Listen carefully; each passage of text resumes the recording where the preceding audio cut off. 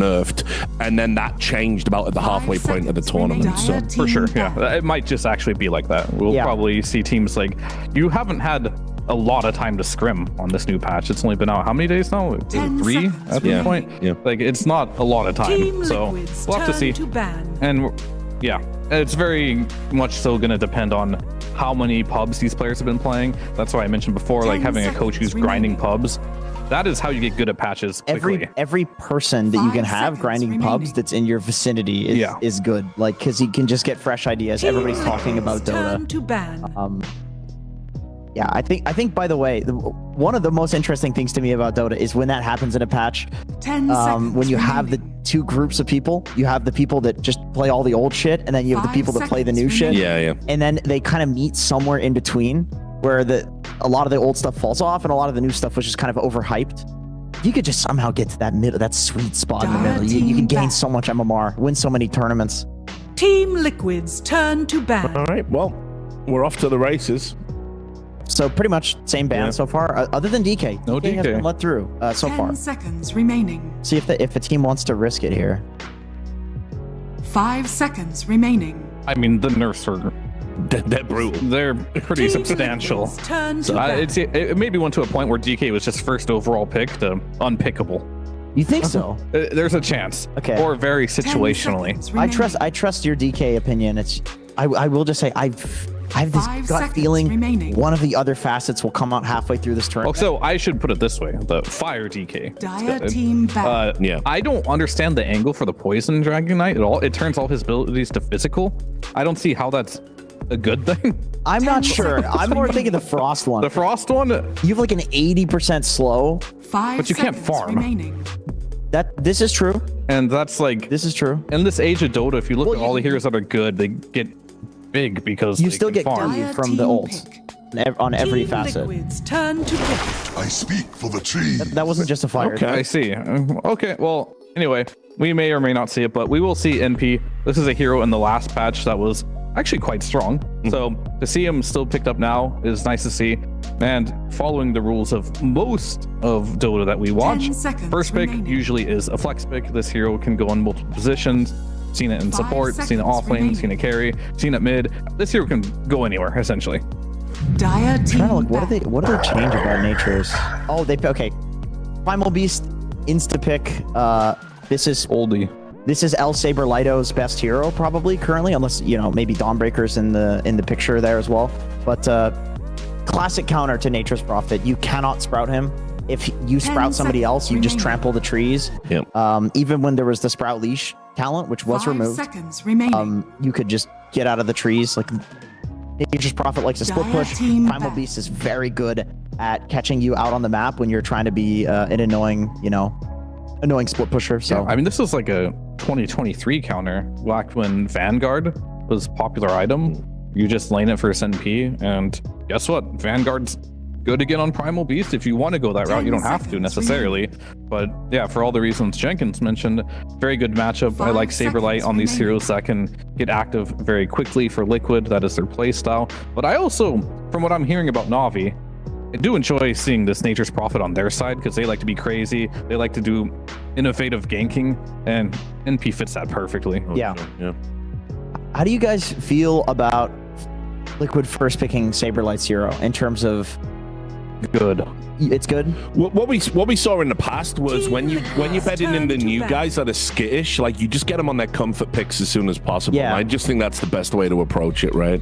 Yeah. He's like under the most pressure on the team. I think. Yeah, and I also think, in my opinion, of Saberlight as a player is that he isn't going to be that type of player that just straight up carries 10 you games with a seconds last remaining. pick niche pick, and he's very good at playing from behind. 5 Like, so if he does seconds have a bad game, he knows how to recover from that really well. So I think if you do have a player that's a specialist and isn't going to be your last pick, that's going to just have some niche pick that's going to destroy the game, getting his hero into the game right away is nice, but I wouldn't do it just under bad circumstances, right? Like they picked his hero, but versus what he saw, this is good, so it will be good versus NP no matter what role it is on. Yeah, so it's already a good pick. You know that the Primal would be banned in the next phase if you're starting with a Nature's Prophet. Like this, at least if you're Liquid, picking Primal makes it so that you're Team pretty Liquid's sure turn to pick. Navi is incentivized to go for like a support Nature's Prophet, you know? So you're like, okay, well, we know where you're going to put this hero. It gives us some information in the draft.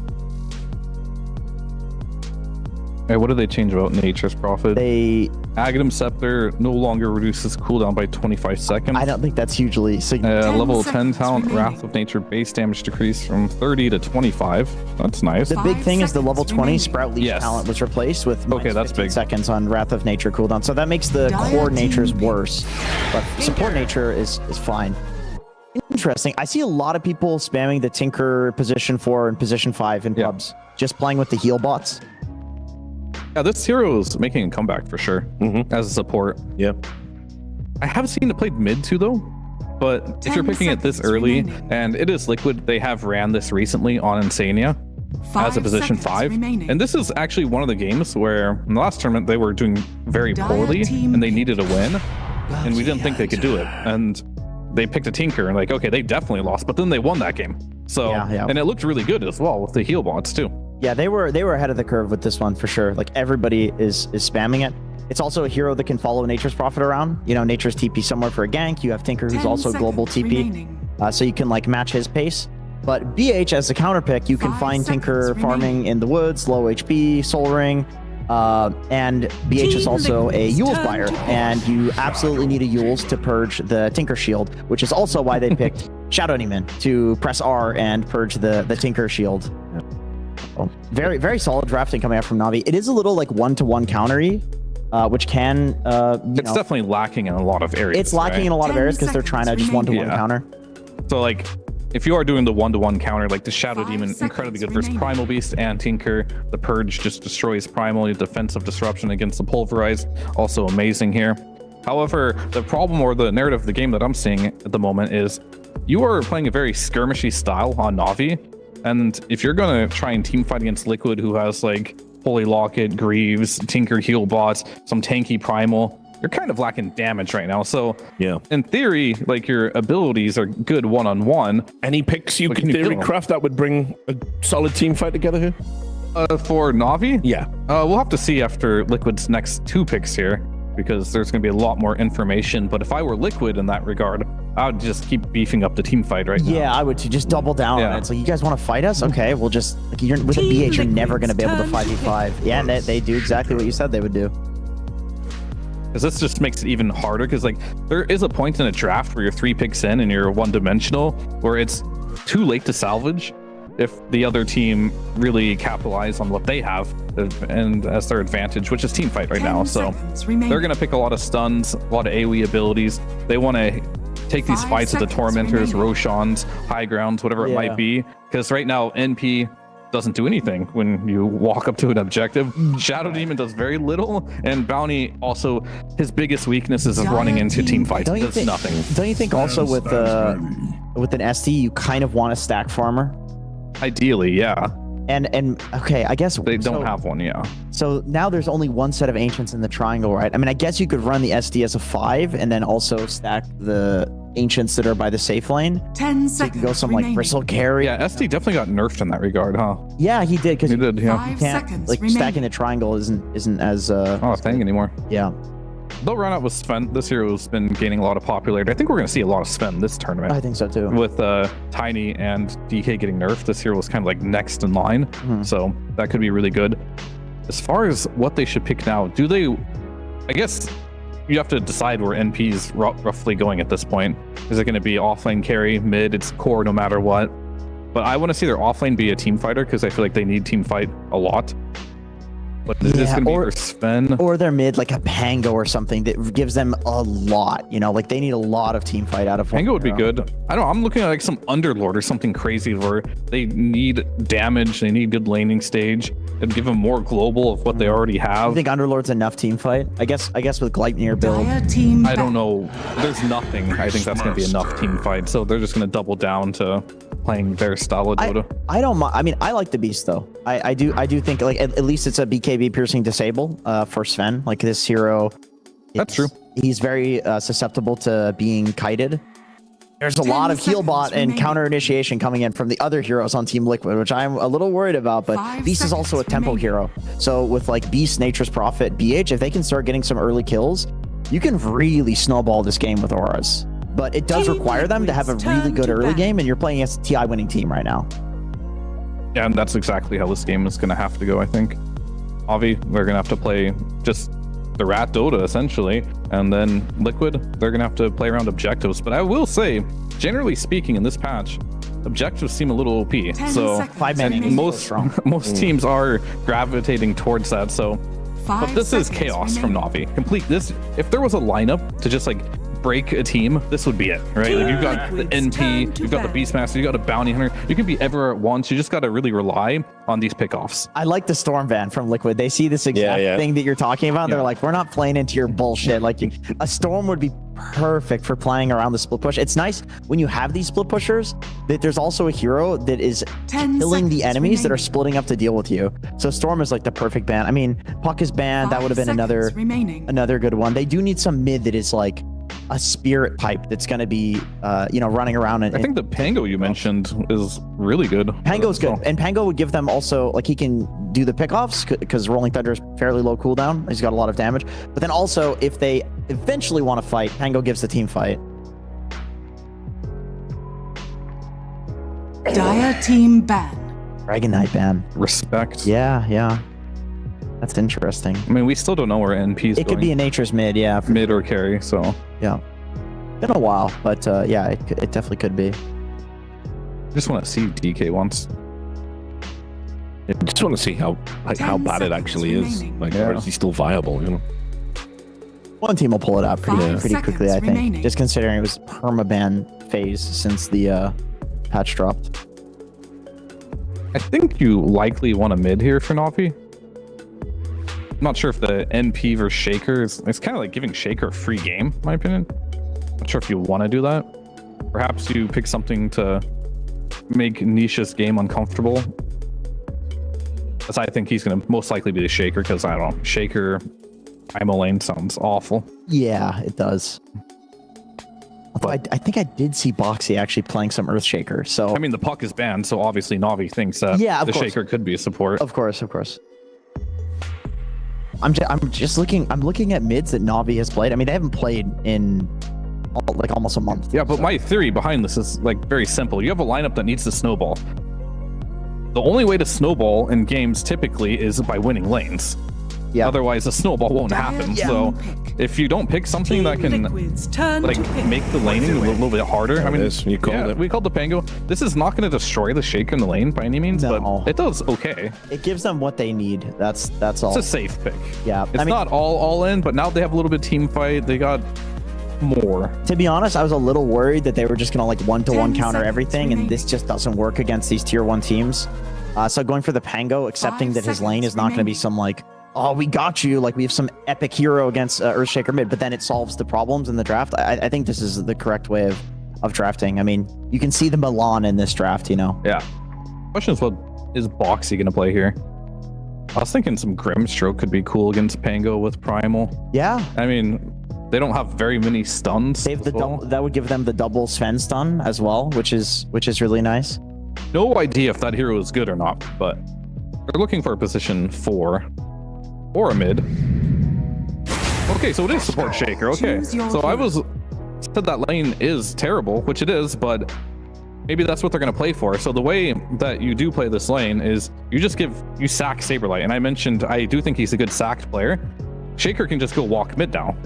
You know, just allow this to happen. Nisha can just destroy mid with Shaker roaming, and you have a look on your face. Oh, I feel like as a Dota player, I see Last Bakaskar and I just die on. Oh, I have to naturally recoil in horror. Like, it's only fair. My anus is extremely puckered right now. Yeah, This is never a nice thing to see. But it's not a pub. The guy that's mid is not going to grief the game because he got Last Bakaskar against him.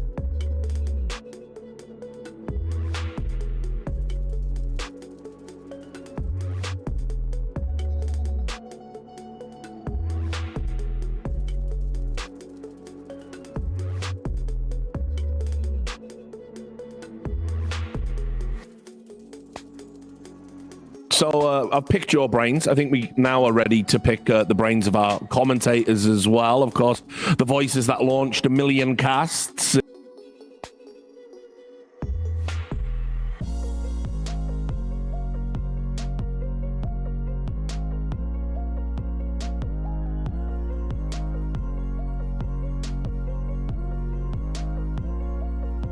Tournament, because we have a clash of two styles, right? We have one team looking to team fight, another team trying to snowball and go off the lanes and take objectives. So I also just want to say as well, I saw a Reddit thread, Owen, that said absolutely accurately, you've just completed over 100 Dota events, all of them drama-free.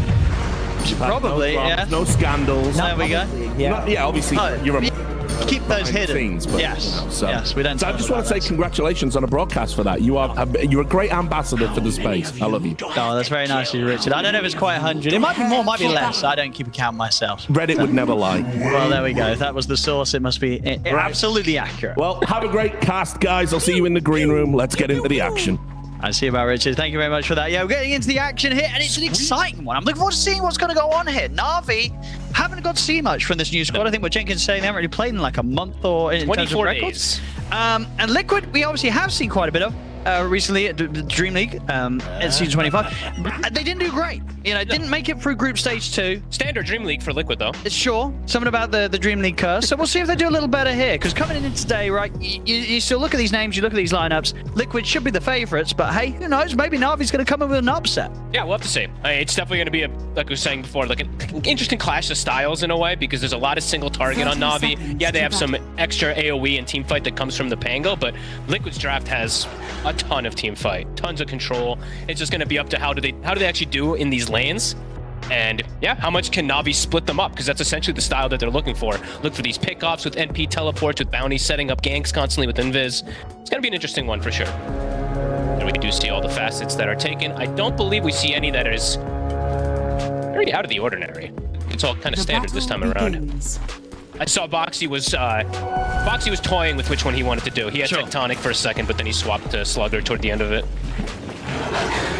I won't see any first blood action here, even with those smokes. So what do you sort of make of this mid lane? Do you think Liquid, when they pick this Huskar, were like, hey, there is a chance that Na'Vi switch their lanes around, take the Pango to the bottom, and put the Prophet mid in this setup? And even if they did, does this cause any issues for Liquid, or they don't really care? They still got what they wanted with the last pick Huskar? I would say there's some answer for sure. Nature's Prophet can do pretty good versus the Huskar in comparison, where the Pango gets slaughtered. Yeah. So Liquid should have probably seen this coming, but I do like the approach from Na'Vi, because it fixes exactly what the panel was mentioning, where their lineup is kind of about getting ahead in the lanes and then playing with that momentum. So I can see why they would like to have this. And it's a pretty tempo-based draft when you look at it for Na'Vi too, right? There's no hard carry. We're going back to the Beastmaster carry. Yep. Nature's Prophet in the mid lane, Pango. So it should be a lot of fighting that comes out from them in this early game. And so how is this top lane for Na'Vi? When you've got the Beastmaster in the safe lane with the Shadow Demon, are they going to be okay against this Primal and Shaker? You know, is it in fact maybe Liquid that struggles more in this matchup? I actually think Saberlight's going to do better than usually anticipated as a dual melee lane in this matchup. They can definitely get on top of if the Kayari uses a bad disruption, if Shad's out of position, there's definitely kill threat once Saberlight gets levels. But we'll have to see how Boxy wants to play fully, because I imagine he's going to be playing, as usual, between that mid and that top lane to assist Nisha, who is going to need some assistance at some point, it feels like. Not too sure how this matchup actually goes nowadays when the levels do build up, but I feel like the Nature's Prophet, Sanctity should be pretty fine. Yeah, for sure, in the first few waves in particular. I mean, yeah, so far what we're seeing, 6 and 4 on Sanctity against Nisha's 5 and 1, so getting a few extra denies in there as the Prophet. This is a pretty dirty lane bottom. There's so much protection coming out from Liquid side. You have March of the Machines, you have Laser for the blind duration, you have Warcry, so they have a lot of defensive capabilities down here. So that is right. I'd be surprised if they give a kill down here. I was going to say, if you get a kill down here as Na'Vi, it's got to be Liquid making some big mistakes. Maybe Vinsania just really overplays his hand, but even then, I just don't see them really being able to pressure the Sven. And definitely a game where the Sven can get to those Ancients and farm if Na'Vi doesn't get off to a good start. Sure. Their lineup is great at hunting, but yeah, this is definitely a game where you can see a lot of stacks come out. It's standard Liquid, how they like to play. And with that in mind, would you imagine that QBFY and the Bounty can look to leave this lane pretty early? Or, like, the Pango shouldn't die against these heroes either, right? That's like, my question, yeah. You can kind of chill solo, still get CS out of this. Because if you're not going to pressure the Sven with the two of you, you know, how valuable is it to actually keep the two of you there? Yeah. I mean, he probably needs to stay down here a little bit longer. Could maybe see a move or two happen from QBFY.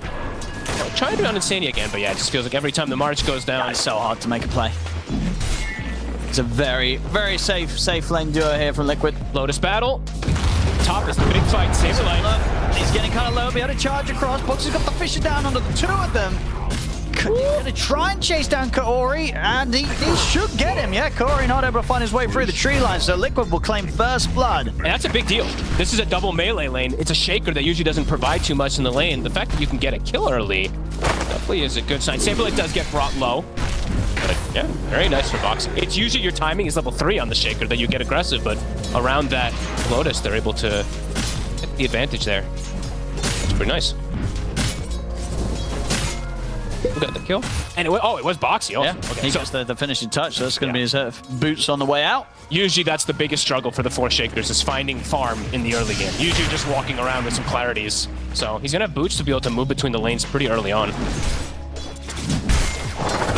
And the Huskar is actually starting to kind of take over in the mid lane too. There's 10 denies from Sanctity, but in terms of last hits, Nisha has really started to pick it up again. Yeah, well, once he's got the few levels here, it definitely feels strong enough that 2 points in the passive. So, unlike these Sanctus, he's ever going to be able to kill Nisha on his own, so Nisha can farm a bit more aggressively. It's actually been interesting. I haven't seen Nature's Prophet versus Huskar in some time, and with the Incendiary Spears, you actually kill the tree. I guess yeah, it's percent damage. It's a lot of damage. It is a lot of damage. You can just clear out the tree. So that actually is pretty big. Saberlight top, getting connected with some poisons. Boxy. Aren't going to stack he up. actually gets stacked. Yeah, indeed. They've got enough to burst through Saberlight. If Shab wants to spend more time chasing down Boxy, now wants to get back to the wave. But with Saberlight gone, the wave's going to be free for them to continue to hold the lane in quite a nice position here. Shout at the moment 20 for 2 against Saberlight 16 and 1, so still having the greater time out of this lane despite the fact they gave up that early kill. And this is crazy in mid how much it's changed though. 23-9 to 12-10. Sanctity's gotten like 2 last hits. Yeah, it's getting rough. Minutes. I hope he enjoyed those first few waves because the rest of them, they're not a lot of fun here for the Nature's Prophet. I mean, look at he kills every single time tree's down. He just it's just more money. It's so, like I guess at this point Sanctity's like, what do? Do I stop summoning? I mean, he's going to keep summoning, but yeah, Nisha's going to keep killing. Even with base damage, even with advantage on base damage, the attack speed, Huskar's actually just Nisha almost 6 already. So from lane. I'm trying to get aggressive, but as we say, this is just... You're never getting a kill. No. It can't say if they die, they've done something incredibly wrong. Absolutely. So you know, this sort of Sven...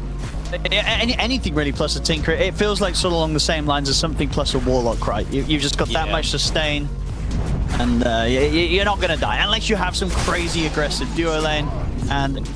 moment, this Pango Bounty, it's not going to do it against these heroes. It's not going to punish Sven. QBFY is going to start making the move, of course. 6-minute power in. Nisha, he has hit 6. Sounds like damage. Nisha's going to be able to pick that up. They're going to try and turn towards Nisha. They're bringing in Kaori as well. Nisha. I mean, can they actually finish him off?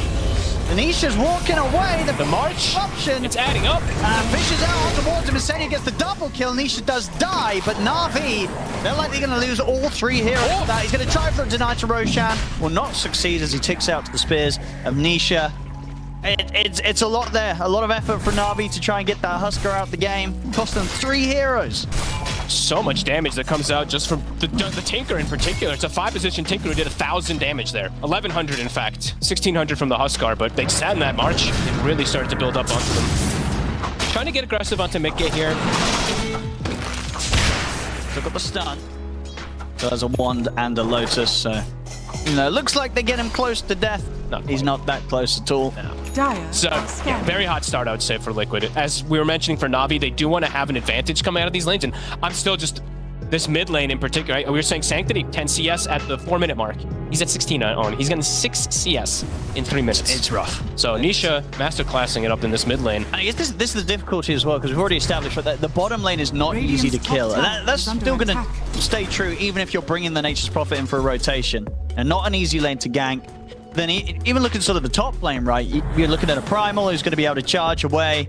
You're unlikely to be able to lock down as a Nature's Prophet. Yeah. Yeah, maybe Shaker's a potential kill, but he's still got stuns to throw out. It could get messy. Level 3 Fisher buys time for TP backup. It's just not easy to sort of see ways for Sanctity to make plays on the side lanes very early this game. And that is kind of what happens sometimes when you do first pick it. Yes, they decided to move it to mid because they wanted a better solution versus Huskar, but clearly that didn't really work in the way that maybe they anticipated because of maybe the extra fire spear damage on the tree and all that. Like, he was actually just killing the tree every time and then harassing Sanctity. And this game for NP, making moves on the side lanes, yes, he can, but it can be very scary. You're playing against one of the hardest counters of NP in the game. It's Primal Beast. If you TP and your rotation doesn't hit, Primal's gonna kill you. They're going to try for Nikkei. Backup is on the way. McKay's dropping low. TP's in as well, and with that, they'll be able to get him. The question is, can they get out? Underneath the tower, Corey's going to get caught by the Fisher of Boxy, and the rest of Na'Vi split from this. That's worth it so far. Yeah, absolutely. If you get the 1-for-1 here. And Sanctity is able to get himself out, which is really important. I'm really trying to watch on Sanctity this game because some of these TPs could just quickly put him into death versus Primal. Yeah, he's got to make some very, very particular moves. And yeah, first one, absolute banger. Gets involved for the kill, and they only lose the support for the trade. And they will take every time here, Na'Vi. And even though, we were mentioning how they won't be able to pressure the Sven, right? We talked about that a bunch for the side of Na'Vi. Boom is getting a lot in this offlane. So this Pango sometimes can struggle in a lot of lanes. That was not a pressure lane. So Boom, very farmed. He's got a lot of small items for this early mid-game. Look at towards Saberlight. Or do they have the damage? It's a long. Punch is going to head over trying to help out. Drop the slam, but Saberlight's already gone. Chad going to be able to put the stick charges, and he's going to get away from He's okay. Na'Vi. Double kill for Kaori as Liquid get nothing. Has been killed. Oxy runs in. Echo does not do enough. It's so close to bringing down Shad, but they've got the numbers there. Usage of the Roar, good usage of the Purge. Shadow Demon always going to be a very good target versus Primal Beast to stop any charges with Purge. That's the thing. I imagine Saberlight was farming in that position because he was like, these heroes can't kill me, but, well, what do you know? They absolutely can. Yep. He doesn't even, I don't even think he even tried to get the onslaught off because you just can't, right? When you're playing versus Shadow You're Demon, stuck in position. It's just gone. Very nice move. 5-5, fixing the laning phase in particular. Now look at the mid. QB. Going to be a pretty dead bounty hunter as Nisha and Saberlight make the jump. And they will get a power rune and perhaps even the mid tower. Is there going to be a move? Nature's Prophet ulti on cooldown 20 seconds, no Roar. Only way they can defend is if Boom probably wants to come. Gonna glyph. See if Boom does want to make the move with his Rolling Thunder. Yeah, hard to hold as the Prophet on his own. Yeah. Oh, he'll actually get...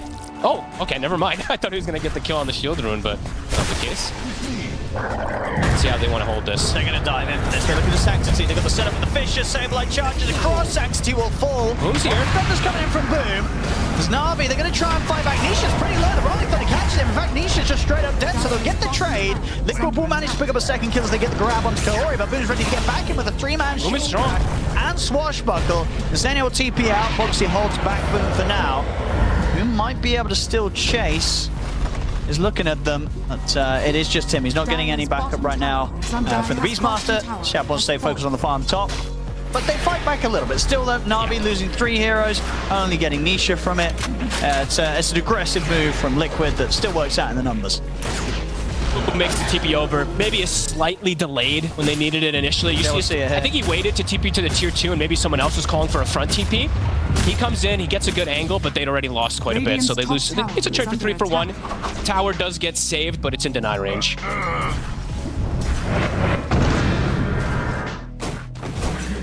they want to go for that pressure mid again? Liquid finish that tower off. Nisha's just committing for it. Boom actually steps up. Should be all right. Still a lot of damage. You got to be careful with these spears. Start to stack up next thing you're losing a massive portion of your max HP. And Mickey now is getting time to be left alone completely, right? He is. He is starting to hit those Ancients. I believe he farmed at least one of the stacks. So he's going to always have that advantage. I think the panel was also mentioning Na'Vi doesn't have stack takers really on their team, so definitely going to have to be watching these stacks constantly because Liquid, this is their bread and butter. You're going to see Insania flying up on that net worth. So he's going to be farming these Ancients, and his mech is almost online after Holy Locket, so a lot of sustain. Na'Vi does have their ults back at the ready. UBFY trying to get some information for his team. Not able to take advantage of it.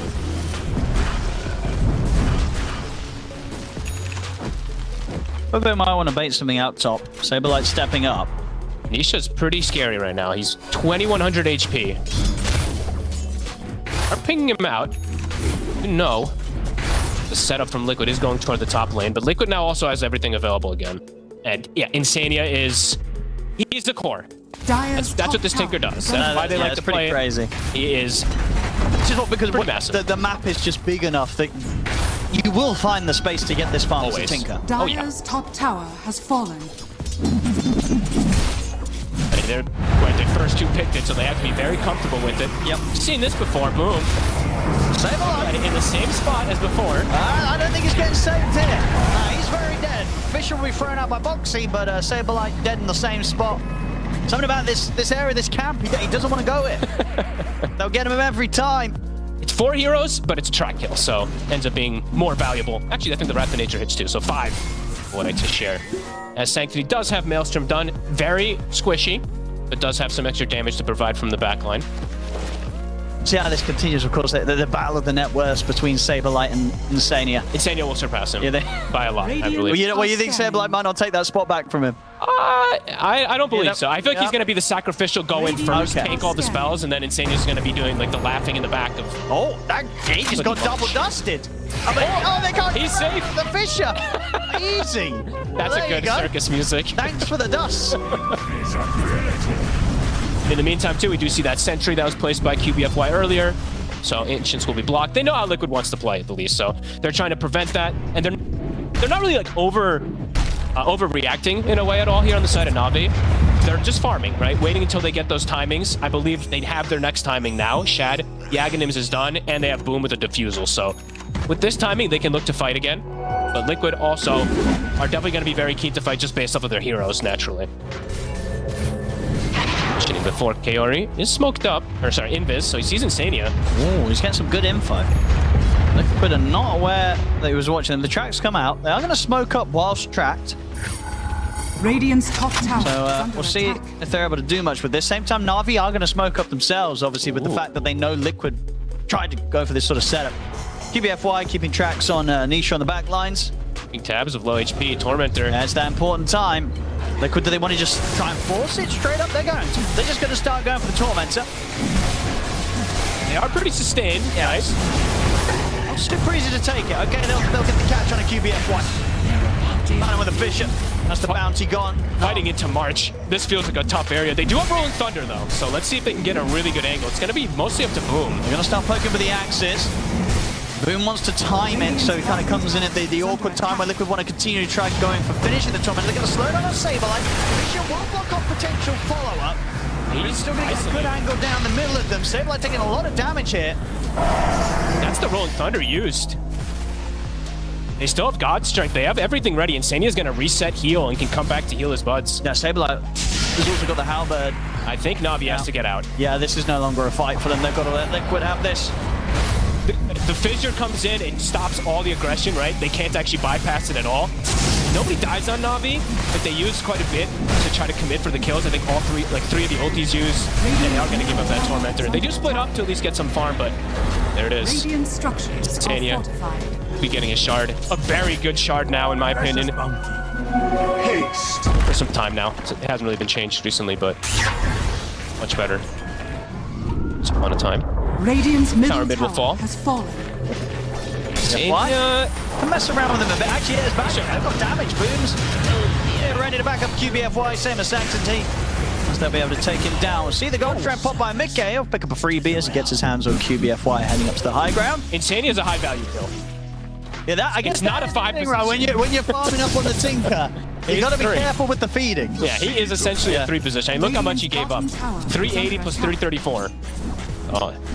And he can die, yeah, if what they sort of just get the setup for QBFY and have Boom or Sanctity nearby. It's a pretty easy kill when he's out on his own. Yeah. So unless he has like the barrier up, right, and he's closer to allies. Should be a pretty easy kill. Blink, did Boxy actually end up going for? I believe he went Shard. So he's going to be playing more from a distance rather than committing in. And Roche now, I mean, Liquid, they're hitting the objectives. So they got Tormentor, they're going for Roche. Can Na'Vi contest it, and do they want to? Or are they just going to play their own game? Yeah, looks like they're going to let it be. Yep. Let Liquid have this. BFY in the neighborhood, but won't be able to get to the pit in time. So Roshan's full. Nisha grabs the Aegis. Radiant's bottom tower is And under these attack. objectives, Liquid. But overall, on the gold front, Still farming. Na'Vi, they're keeping up. Yeah, only a 1k gold difference. And Na'Vi not falling behind that badly, especially when you consider that, that mid lane matchup, there was definitely a point where Sanctity, we were seeing him get nothing out of the lane, but as it stands now, he's level with the farm of Nisha's Huskar. And he's got his big damage item Yeah. and his big farming item. So he's got the Mjolnir already finished up now too, so. I mean, and with this sort of build Rise to Prophet, there's the potential for him to get up to the level of farm as the Sven, right? Absolutely. You have this Mjolnir, you're just cleaning up the map. You can get massive. Like he will effectively become the position 1 for the team. 100%, yeah. He absolutely will. He just has to, again, I will reiterate, he has to be careful of the Primal. That's the biggest counter that NP has to worry about in this game. Nisha, try to pop the Aegis. Ryan, yeah, detection's out. QBFY can't head up to try and poke and catch him off guard, so Aegis will be kept safe for now. Is under attack. They keep their tier 2 alive, though. It's 4 heroes to rotate to do so, but they will be able to protect it for now. Liquid still sticking in the area. Secondary smoke use, Saberlight on Boxy in the back line. Do they want to actually get stuck into a fight here, Na'Vi? And I've Shad around at the moment, focused on pushing out the mid. They're reading the flank pretty nicely, though. They didn't get caught from that little wrap there from Liquid. Tower inevitably does look like it's going to go down, but Beast was pressuring mid. Nature's Prophet was pressuring bottom. So reacting accordingly. Yeah, minimalizing the casualties. Yep. 11 to 8, it's very close on the numbers. So you got to remember this, even with Liquid taking like this tier 2 and such, this isn't like some sort of impossible to defeat gold lead that Liquid have right now. Na'Vi are keeping up and have a lot of potential when they do want to bring things together and the team fight, get Sanctity involved. So Liquid still with very much a challenge ahead of them. I'm wondering when Sanctity wants to actually inevitably go for the BKB that he probably does need in this game. It's scary. He's delaying it as much as possible, which is great, being able to play that greed card. And yeah, they're just farming up. I mean, this is kind of the patch in a nutshell right now. It's like lanes happen, and then there's just so many places to farm. So tend to see at least 2 cores constantly farming. So Liquid is sticking together a little bit more and making Na'Vi just kind of keep that net worth consistent, only at 2k. Liquid gathering up again. I feel like QBFY is getting away with quite a lot as well. Yes. A lot of times he's getting these tracks out. He's doing it in a manner that very rarely have I seen Liquid being able to punish it with Dust and Sentries, right? He's getting some good positioning on this bounty, some good information. And they do have a Dust even on Saberlight all the time. They don't have Dust on the points at the moment, but the Dust will come out now, but backup's obviously in for QBFY. Curry Don't hit. Purge on towards Saberlight, booms in with the Rolling Thunder as well. Gets the angle onto the turn, and they take the unit out of Nisha. They kill Saberlight off underneath the tower. They're going to try and set up now here for round 2, potentially on towards Nisha. Going to start to back away now that they don't have the front line of the Primal Beast to rely on. Wraparound is coming. Boxy's still ready to strike from the side. They saw him though. Sentry was down, so Invis not going to work. Nice jump. Beautiful play there from Na'Vi versus the Aegis. And QBFY poking forward again. I mean, he really feels like he can get away with a lot. He can. He gives his off for a shot. He's going to go straight towards Nisha. Boom's coming in with the damage. He's going to take him out. Shield crash over towards Insania. They get the double kill on Shad. Mickey trying to fight back again. He can't. But Mickey, he can't. He's got to run. The axes are coming out. Boom's going to be fine. Boxy trying to get the Fisher down. Boom's even ready to jump back in over the box. He gets him with a shield crash. Boom. He has no fear. Gets in. Triple kill for Shad. Sanctity, whoopsie. Yeah, what happened over there? That's what we were watching. We kind of kept it clean there. We didn't show what Sanctity was doing because we were watching, Shad pop off. He may have TP'd. He may have TP'd in and just died. Or just in front of the Sven. Oh no. He tried to cut him off, but he actually handed him on a silver. Well, outside of that, great fight for Na'Vi. Yep. And they might still be able to get Mickey. He's got the purge. They should have him. Oh. Not quite. One more poison. Not gonna happen. Mickey is gonna be lucky to live. That is so close. Saberlight.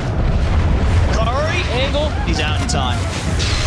That fight, yeah, I mean, we're seeing Na'Vi turn up, and that was Liquid having an Aegis. Yeah, I think. And they still lose the fight. I think what you were mentioning there, QBFY getting away with so much, the information he's giving. I think he saw for a second that Liquid had split up from the mid lane, so there was only 3 in the mid. This was before this replay, but either way, there's only 3 in the mid initially, so they got to go on them before they were ready, before the Sven got there. That Echo did quite a lot of damage with the creep wave there, but ends up still not being enough. They can just push through. Shad and Boom in particular played so well playing the front line there and just allowing Sanctity to just get the right clicks. But then you see Sanctity TPs there on the side of your screen, and it's a bit of a lose. It happens. It comes in a bit clutch for his team, but Na'Vi get themselves completely back in this game. Yeah, I think they're feeling pretty good about this. Yeah, Shad is level with the farm of Mickey as the Beastmaster, and as we say, with the Nature's Prophet, there's absolutely potential to scale just as much. I'm watching as the Sven. And I'm watching Sanctity. He keeps switching. I think it's the third time I've seen him swap. He's like, I want to go another greedy item. And then now he swaps the BKB again. They get another grab in the mid. Boxy did manage to spend his money, get that blink down. They got Nisha. Top Nisha's dead. They're going to try and punish Shad. He's got the BKB and the Roar. He's going to get the effort to run from this, and backup's coming in for Shad. So Boom can get in under the tower. Shield comes in onto the bow for them. And if they're just going to get in on top of Insania, QBFY is ready to pop up the tracks. Liquid, they've got to try and get out of there. Mickey's on the retreat. Insania goes for the TP out. He won't make it. Damage is done. As Curry pops the poison, Na'Vi, they're getting these track kills. They're now getting a gold lead, 3K ahead. I love how they're playing. They're looking great. And Liquid, we're still seeing some of the shakiness that we saw from this lineup back at Dream League already in this first game here, Valakia. 100%. They're playing the team fight lineup, and they're not getting the big team fights. Navi's doing what their draft wants to do. Yep. Split them up and catch them once they start getting isolated or once they don't have that 5-man there. And that's kind of what happened there again, right? They get a kill mid, they get a kill top, and then it's save your buddy syndrome. And that's where their lineup can thrive. I mean, what's Liquid got to do, right? Because Liquid can't afford to keep getting caught out like this. What's the call now? Is there something that they're close to on one of their cores, or? I was thinking it was Saber like getting a BKB early so that he can just charge in, but he is going nowhere near that route. He's got Albert, he's going S and Y. Sure, yes, he had like Roar, and there's a lot of different spells that can deal with him. That's probably why he doesn't feel like he wants to go for it, right? But having some issues in the front line, it feels like. They're going to have the triple S and Ys, but let's see if that's going to be enough to deal with what Na'Vi has. Na'Vi so far in these last two fights, it's been pretty beautiful. And boom. Quick plays there. Teases with the wave for the swashbuckler as that newly picked up Blink that he jumps right out with. Liquid, they're trying to step up. I mean, they will get this poor old Corey shouting him out. I mean, surely, yeah, they do with the God's Strength, but they have to use quite a lot for it. And now backup's coming. This damage from Sanctity just tears through the Primal. The Roar to Mickey. Boxy will jump in with the Echo Slam. It will be enough to pin Shad and Boom down. So Boxy will manage to rectify the fight there for Liquid as he turns up with the Echo. And my goodness, they needed that. If that didn't come in, if that Echo didn't come in and that when it did, that would have been another rough one. But Boxy fixing the problems there for Liquid. And Saberlight truly being the sacrificial lamb. I feel like he does this very often for his team, but he tanks all of the spells. It feels like the Roar comes out, but the BKB wasn't used from Shad, and he gets full comboed from the Echo there from Boxy. Back and forth we go, 17-16. This time the S and Ys, they reign supreme. See it again on the replay. It starts a little awkward. It does. They're going all in on this, right? And suddenly these CPs are coming in from Na'Vi. Saberlight dies pretty quickly out of the damage of Sanctity, and off to the side is like, Mickey's in trouble. He needs help. Boxy. Help is there. Boxy in with the slam. Beautiful fisher down the three of them. Boxy solves the situation. If Shad gets BKB off there, maybe a different scenario, but yeah, Boxy very quick with his positioning. But Scepter now as well. Ulti's back up in about 50 seconds. God's Strength's at the ready. Mickey's about to have his BKB too. Yeah, this is a big timing. Level 20 plus that BKB. And now those neutral items are starting to get picked up. Let's see how many Gale Guards Is it still get. Because this got, in terms of the numbers, right, it was a significant nerf, but still the item is just that good. Barriers are just still taking it. It's a barrier. Barriers are up in stonks for quite some time now. So how many do we have now? 1, 2, 3 on Liquid that they picked up, and 2 Essence Rings. So it's all about survivability. It feels like when at least almost all these tier 3 neutrals do feel like they've been very good about survivability. It's either that or you get, you know, these Brigand's Blades and serrated ships, but Tormentor will get claimed. They are able to get the cleanse. Liquid will be able to settle for the Roshan. Down position. Of course, last Aegis, they did have that struggle around the mid-fight. We'll see how it goes next time round with the pickup. Yeah, if you see Liquid, if there is their ball, as there is their 5, they start to get split up. That's where Na'Vi can thrive. And there's that third SNY. So I mean, I feel like this item has to get changed sometimes, right? I mean, I know we got the status this introduction, yeah, but it was at 5%. It's 5%, exactly. When I saw this that, item did not get touched in the B patch, right? No, not at all. It didn't. It was just, yeah, the big patch that gave it that little bit of a nerf. But it is still being Same. picked up across the board. It really is crazy how many of them that we really do see. I feel like every game has at least 3. Radiant's bottom That I watched tower lately. is under attack. Smoke's up. Everything's at the ready. Oh, QBFA continues to be so annoying. He is really giving so much. I feel like He's doing so much. I feel like his impact is kind of what's allowing this net worth to look the way that it kind of is. I'd say so, yeah. He's giving so much info. He's letting his team split up and farm and keep themselves at this kind of like even state. Really nice. And now we see a Beastmaster even with an SNY. Let me looking for the AC next. Nisha. There's an Insania, but they do have the Purge. So no shields for you. Boom coming in. It's the angle onto the boat, but the Sanctity coming in with that extra bit of damage. Nisha, he's not dying. He is not dying. He's able to jump over the ultimate Sanctity. Sanctity will put the BKB, be able to slide away. The Sablelight's going to go straight over for him. Boom's still trying to finish up Insania. We'll finally get him. But Boom surely actually gets the blink off. Gets the shield. They're going to try and chase him out. This has caused the fight to be rather split, so Saberlight is left completely away from the rest of the team. They did manage to eventually kill Boom, but couldn't do anything to get over and save Saberlight. So ends up the 1 for 2. And they can split immediately. Nature's Prophet, the beauty of it, use TP and go back to farming where you were. Bobby, strike again. I can't believe Nisha survived. I mean, that was yeah, actually insane, but They went all in on him, and it felt like they didn't even get that close to killing him. He had like a few hundred HP at minimum. They're going to try and strike back here, Na'Vi, by the looks of it, see if they can get a further catch. so that's Aegis, but they're gonna walk right into him. And he's going to turn and Oxy? try and fight back. Oxy gets the Fisher out, Nisha jumping in. The disruption to defensively help out Sham for a little bit. They can pop Nisha the one. He is very isolated. Is there going to be any help? Yeah, there's not. There's no tier 1 or TP to nothing. We'll see if he's able to walk this one off. I don't know if he can. He's just completely trapped by the Sprout. Jumps across to try and pressure Sanctity, but the ball's back up. But it gives time. Nikkei shows up. Let's see if they can find anything big in return. Chad. Sanctity and QBF try to fall. Chad will get out. Corey also able to TP away. So Liquid, they do manage to at least use the time that Nisha was giving to get to the fight, punish Sanctity in return. So still, the trade, they continue to be so close. So it's 20-19. very, very close. That was maybe a slight advantage there for Liquid at the end of it all, kind If they of. clean Maybe. up Sanctity, I'd say so, yeah. Yeah. Like he's still the high value target. Okay. And now Is falling behind a bit on the golds anyway, so it's more about the Mickey and the Sanctity right now. And now I'm actually surprised it took them this long to do it, but I just saw Insania, he bought the gem.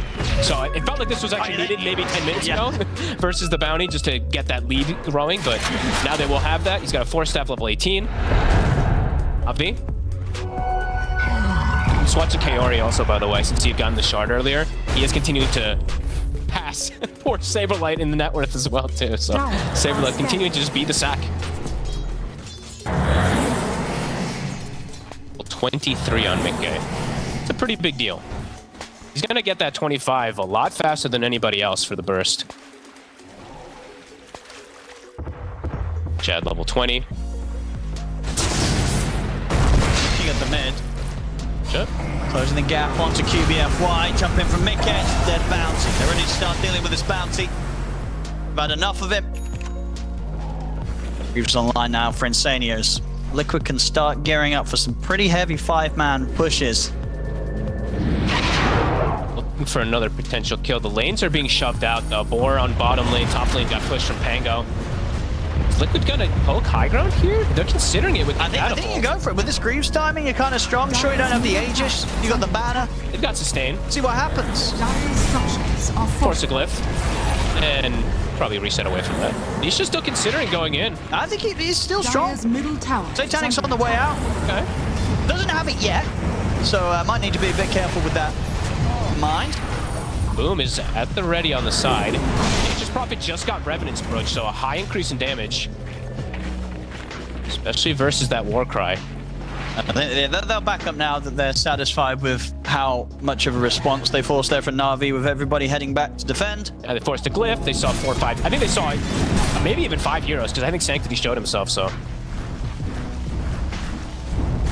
Still sticking in the area. As you said, Nisha, fresh Satanic finished up. Scanning. Vision control right now at this point for Na'Vi. Pretty limited. They have ward on the bottom side, but that gem has taken out a couple of the other ones. So not too much information, so they have to kind of avoid this top side for a moment. This Liquid has full control of it. Expedient timing likely to be that nullifier for Boom. They've got that they themselves will have a chance of just going full out. And they can actually not have to fully rely on Kaori, right? Yeah. 'Cause in most of these fights, Kaori has to be there with a Demonic Purge, and they have to focus fire burst that one target. So Nullifier will give them like a double way to deal with either, you know, Warcry or the barriers or whatever it is now. Well, not Warcry anymore because it does such charge, but They found the bounty. easy kill for Mickey. Not as easy for QBFY now. Radiant are scanning. Catching him out a few times. Dire's top tower is under But in the mid, Sven Stonk's on the rise for sure. not going to quite be able to make the jump towards Shad. Who just gets sniped? Sanctity. Sanctity, he's out just in time. Away he goes. Trying to split the map, right? Especially when they lose a hero. Navi's going to be playing this style for the majority of this game, just cutting waves, trying to find that opportune fight versus Liquid. But Liquid, I mean, they're just kind of just farming it up, looking for those pickoffs themselves now at this point. And Saberlight, he's forgotten going for the BKB probably with the map state because he sees how they're playing, you know, just kind of that rat Dota. So he's looking for the blink so he can get the extra catches for his team. And perhaps the initiations too. Na'Vi trying to get outside. They're going to smoke out. Because Na'Vi, they're still strong. They are. Get the jump. They can get the jump. They can blow up a target. Sanctity's output. A lot of damage. That's Nature's Prophet right now. Amplified damage as well. He'll definitely TP over to grab that for himself. So Sanctity. And it's going to be hitting pretty damn hard. He cannot get gone on. He cannot get gone on first. Like, he has to be turret in the back. Absolutely, yeah. If he can't freely attack in the fights, then it's going to be a bad time for Na'Vi. Radiant's middle Or tower Lotuses. is under attack.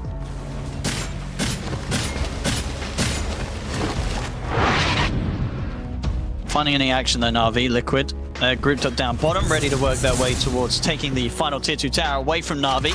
Dire's bottom tower is under Pushing forward attack. also for the Wisdom Shrines. They're picking out both of them. I think Mickey maybe wants to ensure that they get theirs as well. We're seeing them set up. So they're looking to steal and take theirs. Dire's bottom tower Looks like they're is going under to attack. get away with it as well. Na'Vi aren't really timing it. It's just QBFY that's hovering around. They're not putting any further They might to this. They might try for Insania. This could be risky. With the nullifier done, they can definitely get the setup underneath the tower, but does Boom have enough damage on his own? Reaves a pop. Insania's going to be okay. Boom, he's going to have to offer the TP out of this one. Nice play. At least he TP's out. Okay. They will lose one. I guess the grab to QBFY as he tries to run away. So they try and go for that dive, but they just didn't quite have the numbers, and it was a risky one, right? Not one that Sanctity would have wanted to join as the Nature's Prophet. No, and the way Liquid kind of did it, right? They put Insania out on like the silver plat. They're like, please go for him. I mean, this time they'll go for him. Yeah, they'll get him now, surely. I mean,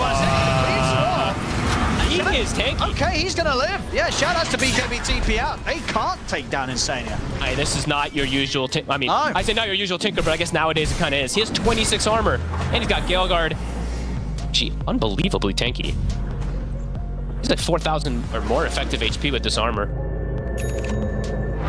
It really is seeming, you know, any play that Na'Vi go for that Sanctity's not involved in, They need it. probably not going to result in a kill. I feel like they Really down to their Nature's Prophet on when he wants to fight. they have to kind of like full commit onto that one hero with, it feels like almost everything, right? Like a roar, a roll, Shadow Demon Purge, and they need to full commit to kill that hero. But there's a lot of counter initiation we've seen from Liquid. The stuns, Good fish coming in.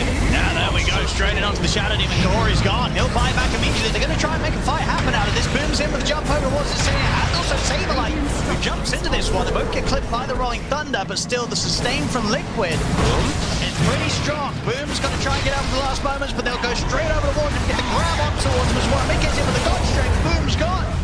Can't help him. He's out for 80 seconds. No gold for the buyback. Chad, just without BKB being available, he's terrified to go in.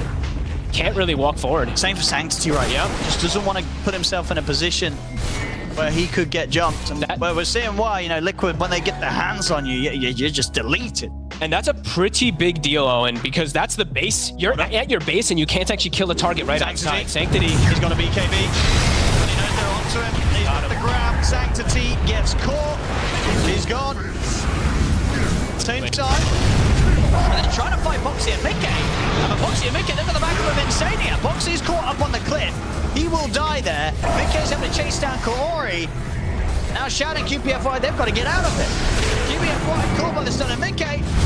The vision upon him as well. Na'Vi losing heroes all over the place. They're trying, because they do the NP bottom, they see them split up. They're like, oh, we have an opportunity to chase, but Boxy gets a pretty good echo.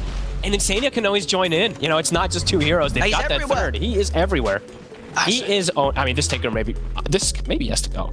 I mean, when you see what Insania's doing here, I think indeed, especially in this series. First right? Na'Vi is like, okay, we don't want to play against this Tinker. He's just. He is literally a third. He is literally the same farm as a Beastmaster. Yeah, the carry Beastmaster. Yeah, exactly. Shad's game. He's 4-1 and 8, but it feels like after he got echoed in the mid lane from Boxy, he hasn't been able to have too much more impact. Now Insania's got his E-Blade. Oh my goodness. Structures are fortified. That is ridiculous levels of farm, actually. He is part of 26 of the 28 kills, so that definitely helps. Times for Na'Vi now. Liquid, they just got away with a lot. Na'Vi, can they regain strength now in these moments?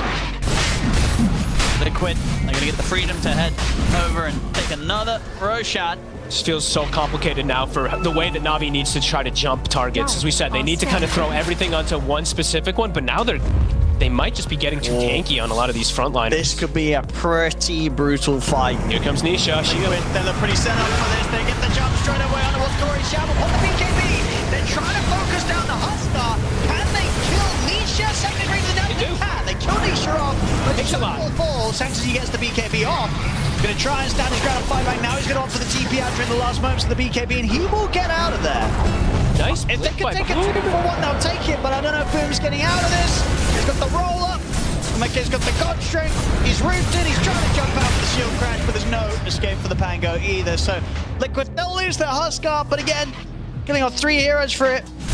It's a minor slowdown here for Liquid. They can continue to roll forward and keep this game under their control. It takes too long for them to bring down that main target. These tanky cores, I feel like it was looking like the meta too. I mean, of course, it's just one game, but yeah, 3 strength cores, 5,000 HP. It costs them so much to contribute, to commit to kill these heroes, and throw in double barriers on. Yeah, all these barriers and Nisha got purged, right? Nisha got purged at the start of it, so that was pretty good. I think his Satanic maybe, I believe is... I think it came out late, I'm not sure. I didn't actually get to see. But either way, they couldn't commit onto that target fast enough and kill him to move on to the next targets. Their damage is just not really there anymore. Insania getting closer and closer to 25. And I believe that's the new talent, if I'm not mistaken, right? The AoE? The Defense Matrix iteration. I think that's the 7.38B, make sure. Or 7.38, I think it was. Or Shad. That is it. So it's no longer a bonus magic resist, but 10-second defense matrix. Uh-oh, he's not getting away with hitting that wave. Not at all, surely. He's got the BKB in the roar. Nisha's gonna dive in, ready to chase him, but the Aghanims taunts him. Shad's gone. Out for 90. Does have buyback. We'll see if he gets forced out from them as Liquid will be ready to push on, you'd imagine. Feeling pretty strong right now. Dire's bottom tower is under attack. Oh, and he is. He straight away goes for Boom. It's a pretty deep aggressive dive. The buyback will come out here from Shad. Boom's going to try and chase him with the blind. Comes up with the BKB from same line. They just turn and grab Boom. Boom's gone. He's 100 gold short of buyback. Mickey down to Sanctity. Sanctity wants the BKB. They're going to try and force him out of there, but they close the gap and call him Sanctity. He's healing up. He's trying. Really survived this. He's got the disruption coming in from Kaori, but he's so low. Comes out of the disruption, dies immediately. Double kill for Mickey. As Mickey, he's not done yet. Goes over to Shad. Shad, he bought back for this. Saberlight's in as well. They have the stun on a Shad. Shad cannot be saved. Triple kill for Mickey. And he's ready to keep it continuing. They turn over to Sanctity. Saberlight, ultra kill for Mickey. Looking over towards QBFY. They got the detection. Where's the detect? No detection, no rampage. That's how it works. Oh, we got to see him now. GG's been there. There it is. Rampage from Mickey to wrap this one up. It's Liquid. can take this game one. Pretty well deserved Rampage, I would say. Mickey was an X factor this game.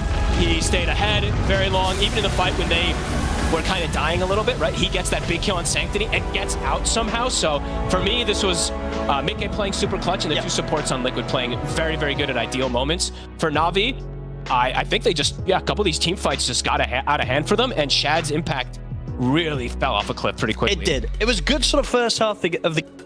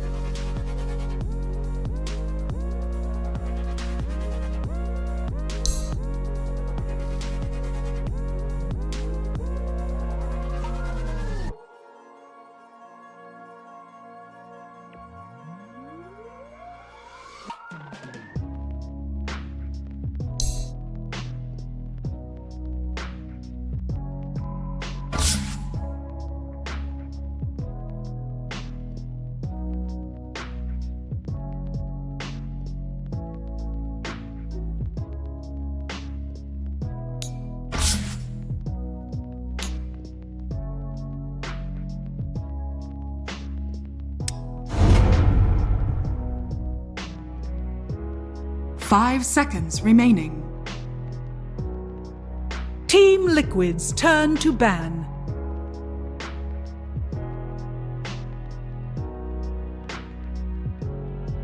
Ten seconds remaining. Team All right, ban. welcome back. First series of the day underway. Team Liquid are 1-0 up against Na'Vi. And we're going over to the analysis desk to break 10 down the seconds next remaining. draft as it comes in. Also, do want to say that song you heard there, that's 5 coming on seconds remaining. Jenkins' upcoming album. Radiant It's going to be team released. ban. I mean, you've done a great job with the harmonies there.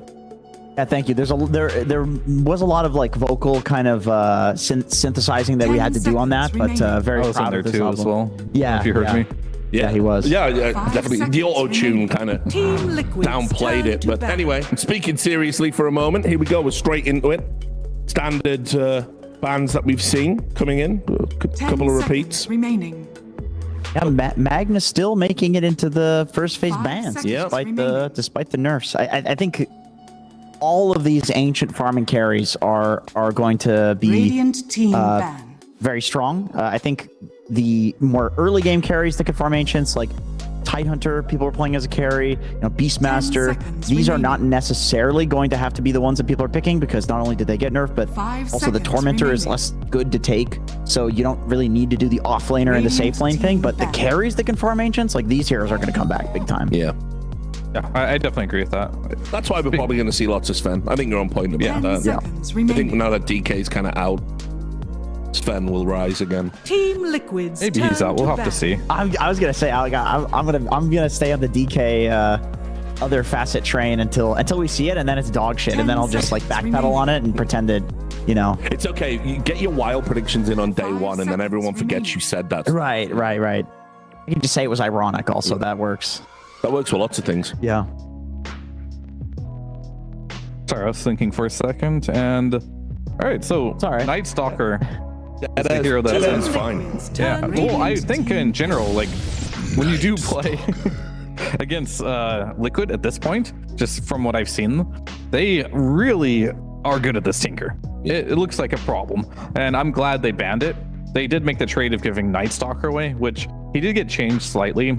His like free 10 Hunter in the Night seconds ability he gets remaining. at level 1 is now 10% move speed instead of 16. 5 So seconds it's not like he remaining. gets free boots at the beginning of the Yeah, game. we were talking about this off air, weren't we? You were saying that because he was so good originally, you could play him in multiple positions, great flex pick. Yeah. But now you were saying support Night Stalker not viable anymore, essentially. Yeah, I mean that's what I think, but I could maybe it still might be pickable, but it's definitely worse now because like you want to go for as a support, you want to just get that early points in your Q and W, the silence with the nuke, and at level 2 you're really aggressive, you're fast, you don't need boots. Okay. Now that you can't do that as easily, it's going to be a little more difficult.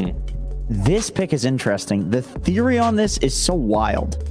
So the idea is that Night Stalker wants to take 10 the Night Rain seconds facet, remaining. which makes it night in the first 5 minutes, which means when Lycan is using Howl, 5 it's seconds global remaining. because it's nighttime.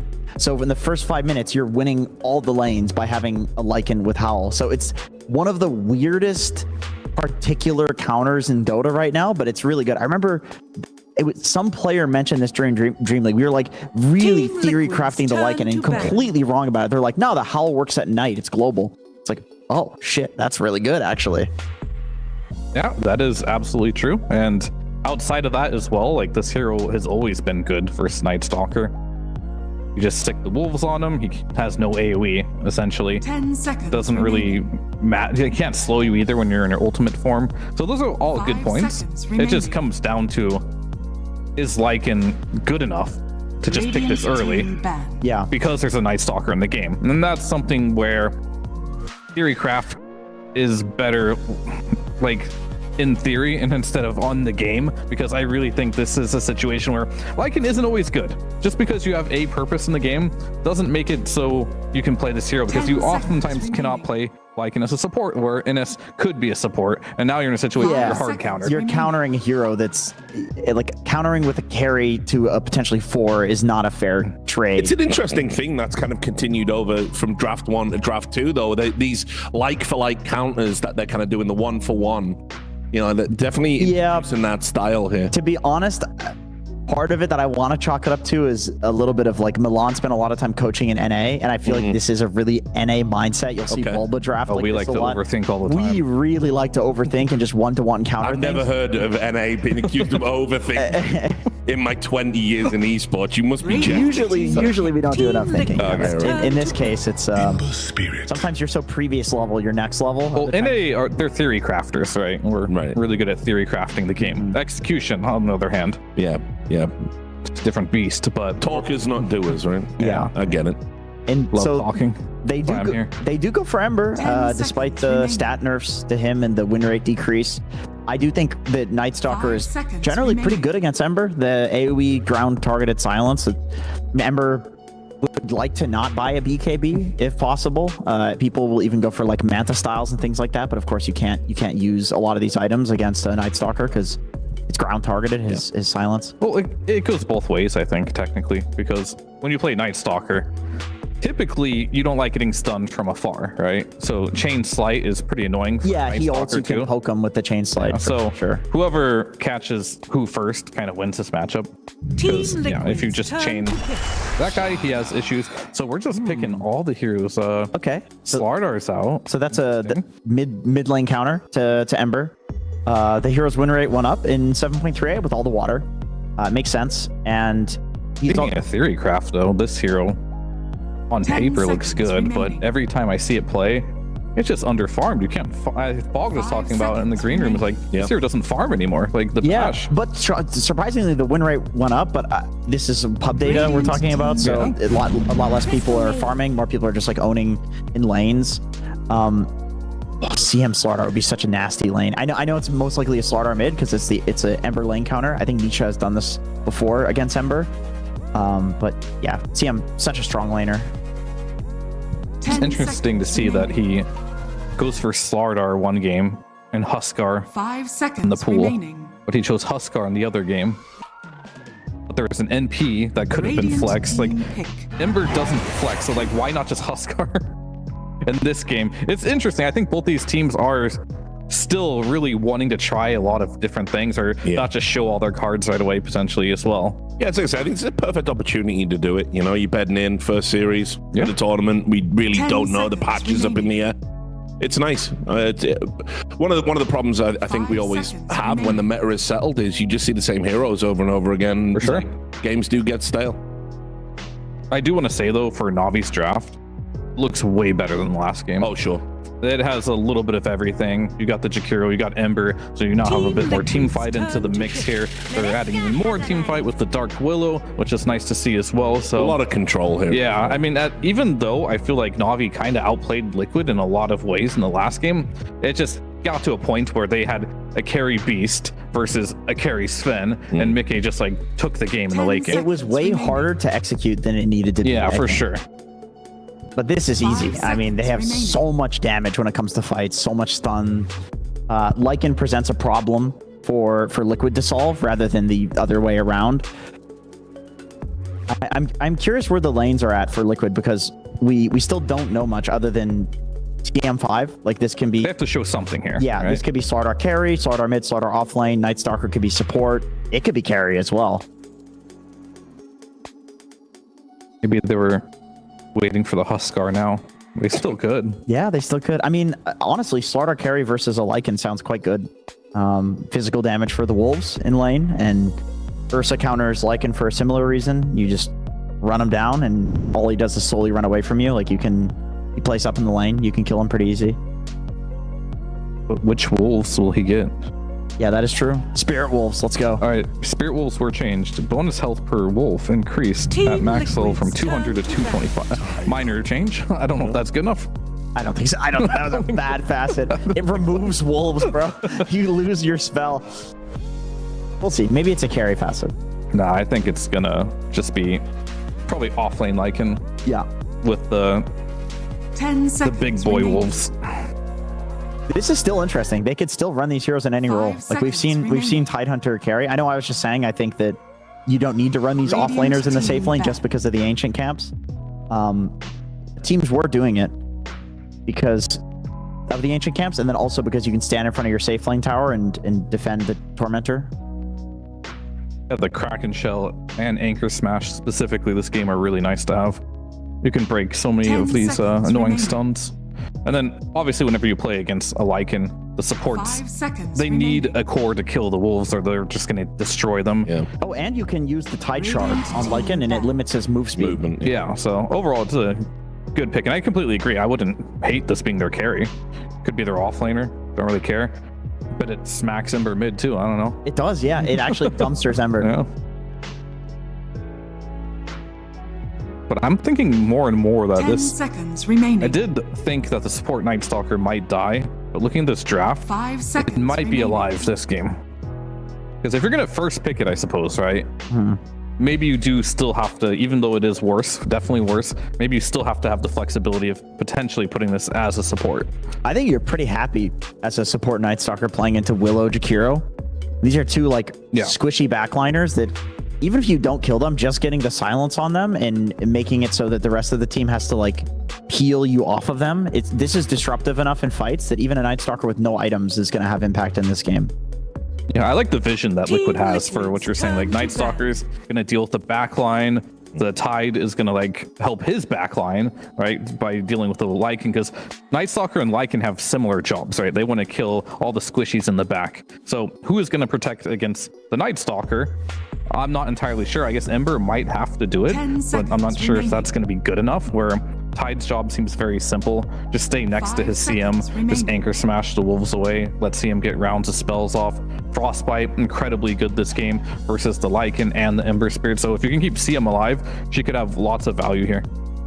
Maybe Lycan can do that if he's super far ahead with like a harpoon, you know, but he needs items to do that. I mean, Lycan has to run into Tide Slardar, right? Yeah, And it's yeah. not easy. No, Team these are Liquid's not turn heroes to he likes to play against. Well, that's what happens when you first pick a Lycan, though. Yeah, Not So sure we'll if see if I'm the liking owl- this. we'll see if that was a good one. Thank you. It's like I'm sitting next to Lacoste, except a big buff version, Mr. Clean. Mixed with Lacoste. Yeah.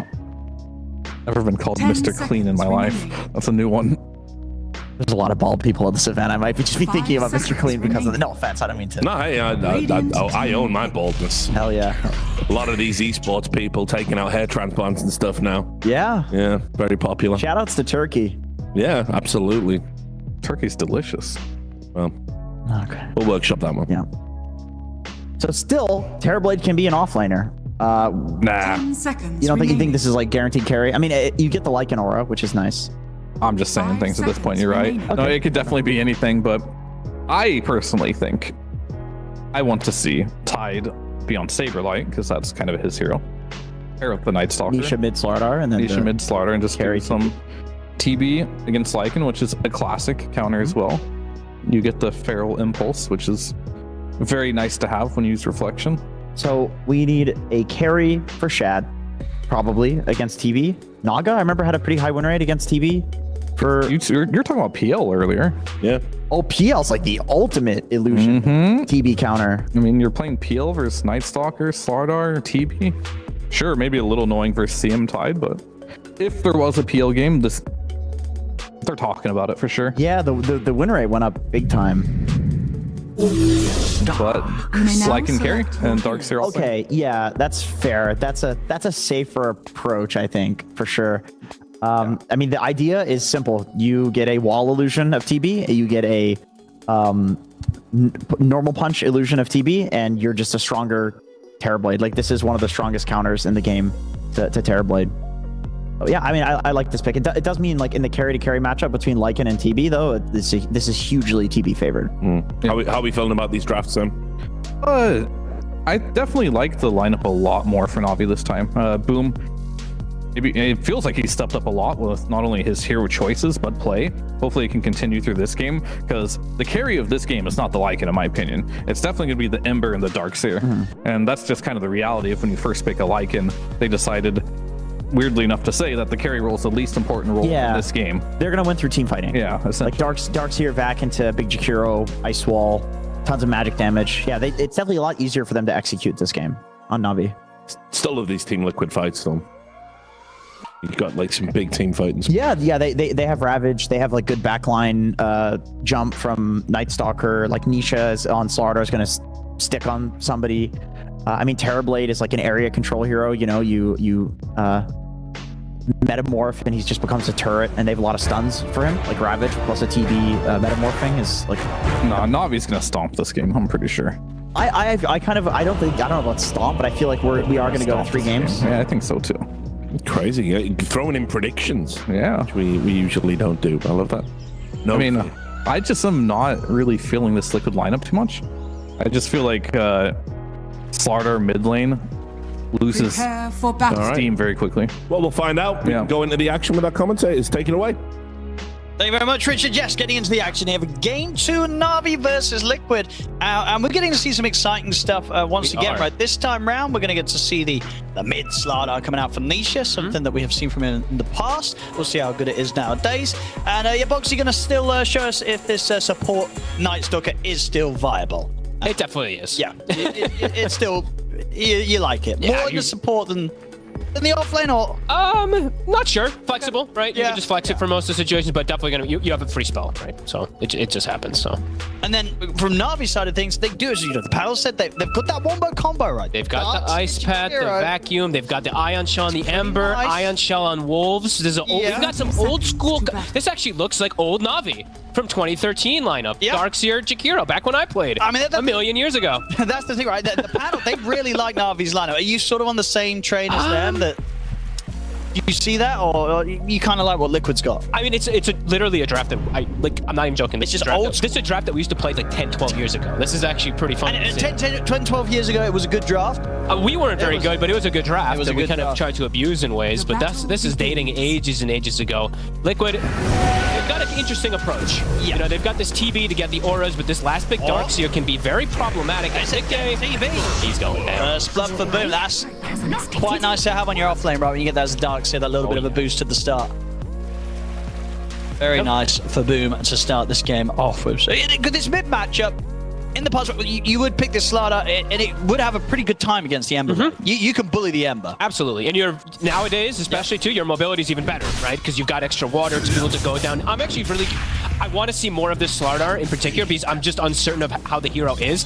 On paper, you look and you're like, the map has water. You should be much better, but they removed your farming capability off of your Bash, right? You farm with your Slithering Crush, which is kind of the same as what you used to before, but Bash does not do bonus damage and creeps, so it hurts quite a lot when you go farm and go back up to neutrals. But if you're a mid Slardar, maybe you don't hit those neutrals too often. Maybe you're going to be looking to make moves. So we'll see what Nisha does, how he adapts, and how the lane in particular is going to end up going also, because I feel like Ember's just been doing very well.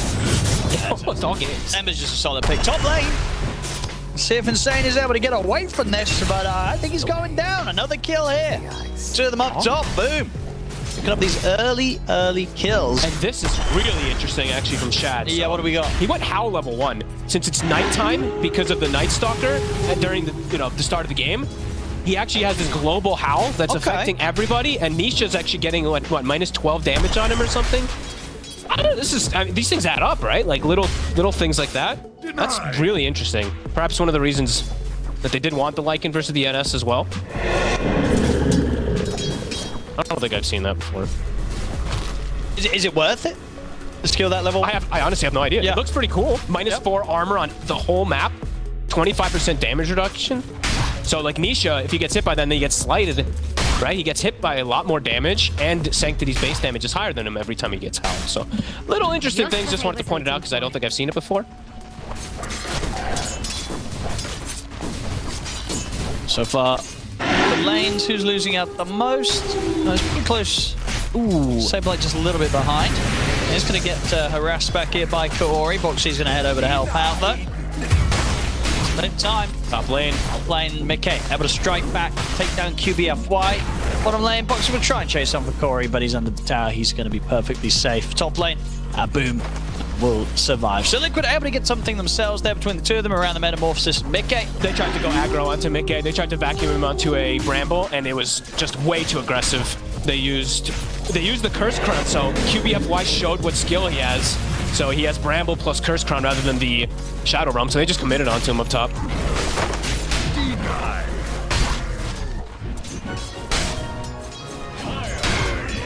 In this game as well. Should expect to see more from Saberlight, right? Because this is not one of those games where Insania on a Crystal Maiden is going to be able to pick up the slack if Saberlight has a tough time. He's a true core this time. Yeah. Last time he was the full sacrifice. This one, his job is actually pretty important. Right? He is the Lycan solution, and he is the big lockdown for the TB to stick onto targets. So by that I mean the Ravage, but also the Dead in the Water. Right? We do have to talk about the Shard this game. It is very valuable versus the Lycan and versus the Ember Spirit. Did get nerfed right in the recent. Get nerfed, but still. In terms of how it functions, still going to offer that same sort of impact. Yeah, exactly. Against these slippery heroes. And Saberlight's top, he had honestly his best game at Dream League Season 25. It was definitely on his Tide Hunter. I'd agree. He had a really good Tide Hunter showing. So we'll see if he's able to bring that back to. I mean, just mid lane matchup pretty close so far. I mean, this Dead in the Water nerf is like completely irrelevant. It just doesn't do as much damage. There's a little bit of damage, right? It's a little bit of mana cost and a little bit less damage. But it still does the job of grabbing them. It still does what you wanted to do. Very interesting. Nisha for the rune, but there's a TP in. Kaori will get to secure that one, but Nisha should get the bottom rune. They're looking for the dive play. Well, they've got the brambles down. Okay. It's got backup. And indeed, they're now able to turn and potentially threaten them. QBFY is going to go for the TP. Actually, he cancels it because he wants to stick around and kill Insania. He will die, but he chose to get the trade. Fair enough. Respect that. Choice he made.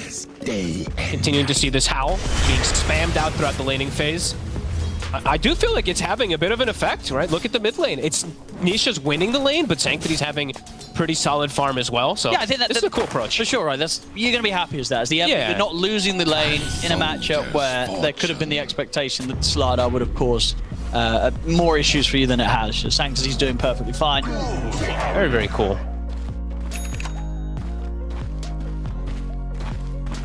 Of course, getting a very quick and easy Vanguard timing top. It's going to be very hard to bully out the lane now for these two. Him getting that first blood, right, is very, very impactful for how much his survivability is going to be. He has Stick and Surge. Be all right. The next time, though, they could have him with Boxy. Nisha continues to take quite a bit of a beating there. Daytime has hit. Both the Night Stalker is more... Night Stalker is more useless, but now Howl is no longer global.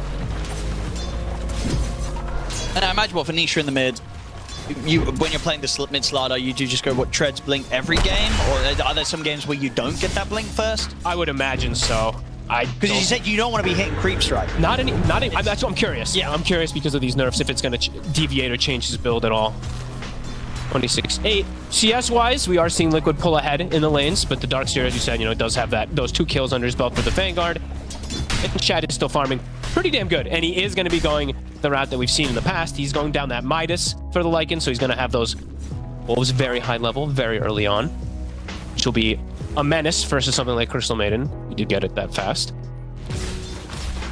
But Saberlight can kind of stay down here at all times versus Lycan. It's a choice they made to swap the Lycan away from top. So he didn't have to play versus the TB, but now he has to play versus Tide. And Saberlight's actually kind of walking him down while this play is happening top. And they're going to go straight in for Boxy. Put the setup into the Brambles. Boxy is making them work for it. I mean, Boom's got the surge to close the gap with the Iron Shell. Boxy will get taken out. Mickey could also be in trouble. Might be able to dive in for him as well. Corey, a little low on the mana. Put the Curse Crown from QBFY to set up, though. Boom trying to get in with the Iron Shells. There's TP's coming in. Frostbite's out onto Kaori. They'll get the vacuum out of the 2 of them, but Nisha's got the amplified damage rune. Get the taps off Boom. Mickey will be fine. Corey has to go for the TP out. So Liquid, they'll make sure that Mickey doesn't go down today. You could see the hesitation about them diving, right? I was like, man, I think they can actually go from there, but they were very well aware of Nisha being able to TP. Still gets brought down in the Darkseer through the Vanguard. No, in the meanwhile, Saberlight, he was doing a good job of bullying Shad away from the tower and away from a couple extra CS there. He's at 6 now. So they could even look to threaten Shad since he has not hit the level 6 yet. Radiant's bottom tower. Boxy's very low level though, so yeah, maybe not the case unless they bring the CM bottom. But they actually are bringing the CM, so Insania? This is definitely a play that could happen around the Ravage, and it seems like Na'Vi are playing it safe. They know that Liquid's likely to look for that around this timing. And Mickey, he's just going to leave the lane. He has 3 points in Conjure Image. Beats top tower, likely going to get killed on the side of Na'Vi, but bottom tower also in jeopardy with the way Saberlight's playing. Insania gets scouted by the Wolves. show himself and hit the tower. Nisha in with the wraparound. They really want to try and push for this. They've caught them in a bit of a tough position as they can close in towards Shad. Oh, he is looking pretty very dead. And if they want to drop a Ravage, they'll have him easy. They don't even need to drop the Ravage. Nisha alone can close him with the Crush. They get the kill. They've still got the Ravage at the ready, so they can put the pressure onto the tower. And Mickey actually does not end up losing the tower just yet top either. He actually is able to swing over. Na'Vi decided to, I think, swing toward mid to perhaps apply more pressure there, but that does big. Yeah, it's a pretty big move. We are seeing Iron Shell Wolves, so it's starting to happen already. Old school throwback. Chasing Mickey. Doesn't do too much damage to him yet, but that can be very pesky. Midas is done. But Liquid, just like last game, a 2k lead out of the initial lanes. Yeah, they're feeling pretty good about this.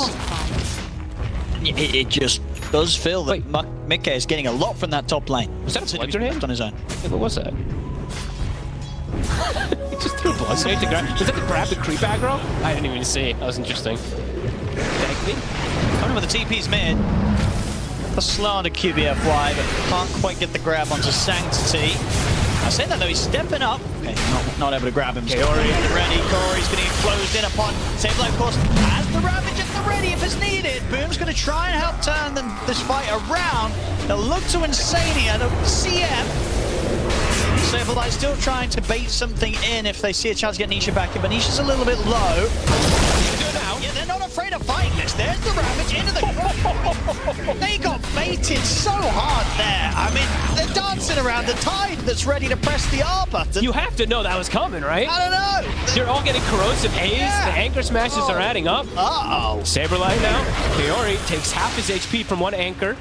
I don't know what they thought was going to happen. Yeah, that one was... Yeah, that's a rough one. I mean, Saberlight is clearly showing that he is the strongest hero on the map, right? This Tidehunter is pretty much untouchable. He can just walk in. They had no reason to really be hitting him or walking up like that. They had no business being there at all. No, they just give up massive kills. Nisha just gets the corrosives out, I think, onto like 2 or 3 heroes before the Ravage too, so big boom damage. Actually looking to poke Nisha. Boxy should be fine. They'll get the rune for Sanctity, but a huge win for Liquid in this last 2 minutes. Yeah, getting all that play done mid. Tenji Saberlight is at the top. Something about when you put him on the Tide. He had an amazing game at Dream League, and it's looking to be that he's having another amazing one here. At the point where Liquid, they've got to get some more Tide in their drafts. I agree. I think this hero is definitely like massively on the rise too. So we did see a couple nerfs come into play.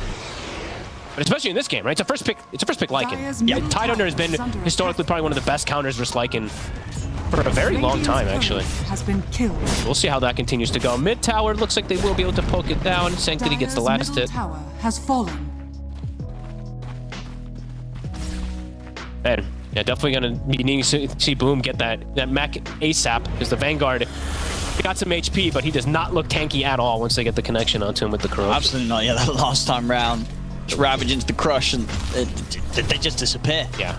They're going to try and smoke up for a play here, Na'Vi. Ravage cooldown for 40 seconds, so if they can get a good angle, ideally look for Mickey, but looks like they might have to just settle with Boxy. He's going to try and get out of here, but Ice Path's down. They've got the stuns. That's a smoke gang tanked. How do you feel about that item, by the way? The Ripper's Lash. I love this thing. It's pretty cool. It's got like a cool little animation, bro, with little tentacles slapping you. Yeah, it's actually really interesting. It's like this little bloodthorn thingy that's got going on. Like little new additions. Yeah, certain heroes it feels really nice. Especially with the best one is what Broodmother. Yes. Would you say? That time with all the Broodlings getting those extra attacks. And mid lane, Nisha stepping up pretty aggressive. He's got a shield rune. He's got backup. The whole team's coming over, but Liquid's also here. I don't want to see Na'Vi just walk into a Saberlight Ravage again. They can't be doing that again this game. Does have a shield rune, so he's playing more confidently forward. I mean, they're getting baited in the same spot, Fogged. Don't get baited like this. I mean, he doesn't even need a Ravage to kill these supports, says Kaori. I mean, he's saving the Ravage for if any backup comes in. Anchor smash to finish off Kaori. They've been baited. This bit of the map, they got to stop stepping over the river trying to kill people. Oh, whoa. I mean, if it sets up for the boom kill, it's worth it. I don't think it will. Okay, it does. A little awkward. At least for Na'Vi, this time around the Ravage from Saberlight doesn't really do a whole lot, but still it's not a great series of events for Na'Vi. No, and it's the fight that they walk into and they lose the tower. It also didn't really look like they needed the Ravage by any means, right? So he just walks around, anchor smashes them. He's getting very farmed. Top net worth tied. All in the meanwhile too, since all the attention's being brought mid, Mick is able to farm. He's having a great time. He's just having chilling all the space in the world, and also with all the attention being drawn towards the mid, where we're now starting to see Sanctity fall quite a bit behind. Dire's middle tower Slow is game under from him. attack. And a lot of things that he has to worry about this game. CM Frostbite, Dead in the Water, Night Stalker Silence, just a stun from the Slardar too. Not the easiest things for something like Ember. Ember doesn't really like playing versus high physical burst damage. And Corrosive plus Slardar, this is a reason why they want to pick it versus it. And I believe that is the blink for Nisha, so things could definitely accelerate. It is nighttime too. Mid lane Sanctity, if the blink gets delivered in time. Maybe they were even able to make the play without the blink. The silence is there. Gets the chains. Insania's not able to get close enough. Now he's in. Blink crush onto the two of them. Sanctity's got the remnant at the ready. Nisha just committing forward. I mean, he's over Corey. Corey got the back up from Boom, but Boom's not able to do anything to save him. Maybe they can punish Nisha. They can. So this time it's Nisha kind of pushing on a bit too greedily, loses his life. Titania, the Wolves. Get chased down by them. The Sleight of Fist comes in. Na'Vi will be able to get a second kill out of this. So yeah, this time Liquid are the ones to overstep their hand around that mid lane. And yeah, Nisha just getting a little too excited there with the Blink Dagger reveal. When you get Orb of Destruction on these armor reduction heroes, I think you just go all out, right? You're just like, I'm gonna kill everybody. So he did get Orb of Destruction, tried to commit for the kill, but let's get brought down there. Sanctity. I feel like the Ion Shell is gonna be a big thing to enable them in this game, both the Lycan and the Ember Spirit. If I see Darkseer in the fights with them, I think the fight can be infinitely better than without him. Because he's gonna provide the auras, he's gonna provide extra damage, which they are definitely lacking a bit in this early game. Unless the supports are able to free cast, which is just not an easy game for the supports to free cast on the side of Na'Vi. Because there's going to be this Night Stalker, there's going to be Blink Slardar in their face. Radiant And seeing the build that Saberlight's gone down, he's gone Mage Slayer. So, very valuable this game versus the Darkseer and the Ember. Good down bottom, they've hit the scan, they know Shad's here.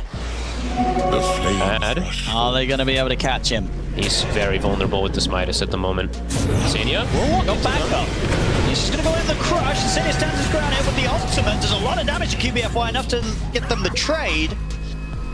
Dark Ascension's popped. Ravage is back up, so Na'Vi have got to be careful. Running into Liquid, and Liquid do have this area of the map under control. They want more time for Shad, right? Like he just has Tread's Midas. This is not how he really wants to fight. He wants to get more farmed up, send the Wolves out to do his bidding. But Liquid to continue accelerating things. And they can take this Tormentor very safely around the defense potential of the Ravage from Saberlight. Yeah, it's large. Na'Vi head over, and Na'Vi, they're TPing over, but... Oh, the Wolves? Looking to mess around with it, but Boxy will still get the shard under his hands. Na'Vi, they're looking to see if they can maybe catch someone split up. But Liquid are grouped up. They got the wall down onto Mickey. Fear as well. They're locking down the Terrorblade, and it's enough. They got him. They have indeed. The question is if Saberlight wants to Ravage him. Probably not. He's not got the backup with him. He's not really dying very fast. He dies very slowly. And it's going to take him time. He's thinking about turning. He's probably like, team. He's like, Slardar, where'd you go? Somebody get over here. I'm living. Pop the Ravage down. There we go. Nisha's in. Crush onto the three of them. Saberlight, he should surely still die. Surely they can kill him. They finally kill him. But Nisha, bait them in again pretty far. Sets up for Nisha get the double kill. Can Nisha get out though? I don't think so. Slight chains. So I don't know. That doesn't really work out right for Liquid. They do bait. Nisha does turn up, but it takes an awful long time, and they don't quite have the full lineup of Liquid. Na'Vi. Yeah. So Na'Vi, yeah, they take that. They're like, yeah, we will chase you to the ends of the earth because you just didn't have the teammates ready to help. That truly was a definition of team, right? Like, he's like, what, guys? Like I saw Nisha, he just booked it out of there, and then Saberlight's dying super slow, so then he decides to go back, and then he's like, man, I knew I should have left you. Dies anyway. Definitely one of those moments where the rest of Liquid's kind of looking up there like, oh shit, he hasn't died yet. Now we look like the bad guys. Yeah, we didn't help him. Blink will be picked up. Na'Vi striking back at a very opportune time. They needed to get these kills as the gold lead was starting to get pretty impressive. Still at the 5K. Boxy will be able to get out with Dark Ascension. Sanctity has now... Ooh, he's actually looking at a bigger choice. Since he's playing versus A majority physical damage, sure. Yeah, there's some magic damage coming, but pretty much mostly physical. It's going to be the Radiance round. Okay. Nice and early this game. Okay, always the temptation on an Ember Spirit. Sure. Miss rate versus Slardar, miss rate versus DB. But definitely means you're still likely to die if they get their hands on you. But you Definitely. know, you buy someone else more defensive, you're probably not going to be any they're not going to even care if you're alive. So It's an interesting approach. Radiance route. I mean, we'll see if it ends up working out. Top illusion. Nisha grabs it. Lane should have Insania. Navi's getting some kills. They are. Still overall, the gold lead increases for Liquid with how much farm both Saberlight and Mickey are picking up on the map. But I'll be getting some action, showing that they're not afraid to fight Radiant's back. top tower is under attack. Yeah, the question down the line is going to be if they can deal with Dire's Mickey and middle Saberlight. tower We already is saw under obviously how long it did take them to kill Saberlight. You give him the chance to get another item online, obviously trying to get that shard. Then he's going to be a very scary offensive potential that Liquid have to lead in without having to drop the Ravage to start action. Yes. He's going to try and bait something again. I imagine this is an intended bait because he blinks in, he's near a tower, back They're up. connecting. Can they make it in time? Let's have a look, see if the bait works out this time round. I mean, he is He dies very slowly. Ravage comes out onto the three of them. They're getting on towards Karori, but Karori's still alive. They didn't quite finish the Jakiro. They didn't get a kill out of this at all, Liquid. Saberlight go back on a Saberlight. He's going to get up to the high ground. They got him. But if he gets him. The freezing film fantasy with the remnants of the ready. Wait, he's back in. All the attacks are hitting him. Uh-oh. Slider fist to dodge a few. Nisha's dead. What a play. He's still alive. There wasn't enough damage following up on towards him. He's able to jump across the middle of the team fight. They don't kill him. Navi's dancing in this team fight. Some of these baits, they're going wrong now for Liquid. A couple of times here. They've tried to use the survivability of Saberlight to start off the action. It's not working out for them. Slight chains again. It looks like they're starting to run out of SDI. Navi poking and prodding, forcing reactions from Liquid, and the reactions, they're not good. Nisha back to back gets baited, jumping in. They don't even finish off the Jakiro. Mickey. He's got Sunder. Oh, that was not necessary. That little unfortunate for Sanctity. That's the same kill that we saw earlier when Mickey was playing the Sven, and Sanctity TP'd in on the Nature's Prophet. Hey. He just gets sundered. That's a rough one. Whoops. And now Liquid's going to get the freedom to kind of try and chase them down. Boom's going to hold back Nisha with the vacuum. That's a pretty big slip up. Yeah, Sanctity. He didn't need it. I guess he got tempted because he was like, Mickey's still around here low, but I mean, a Terrorblade that's low is a Terrorblade that's ready to sunder. It's like all that momentum they just got, it stops in its tracks quite a bit there because now it gives time for Ravage to come back online. That was a huge fight. Heroes they got the respawn. Ravage out of Liquid. They killed off Saberlight. They killed off Nisha. Yep.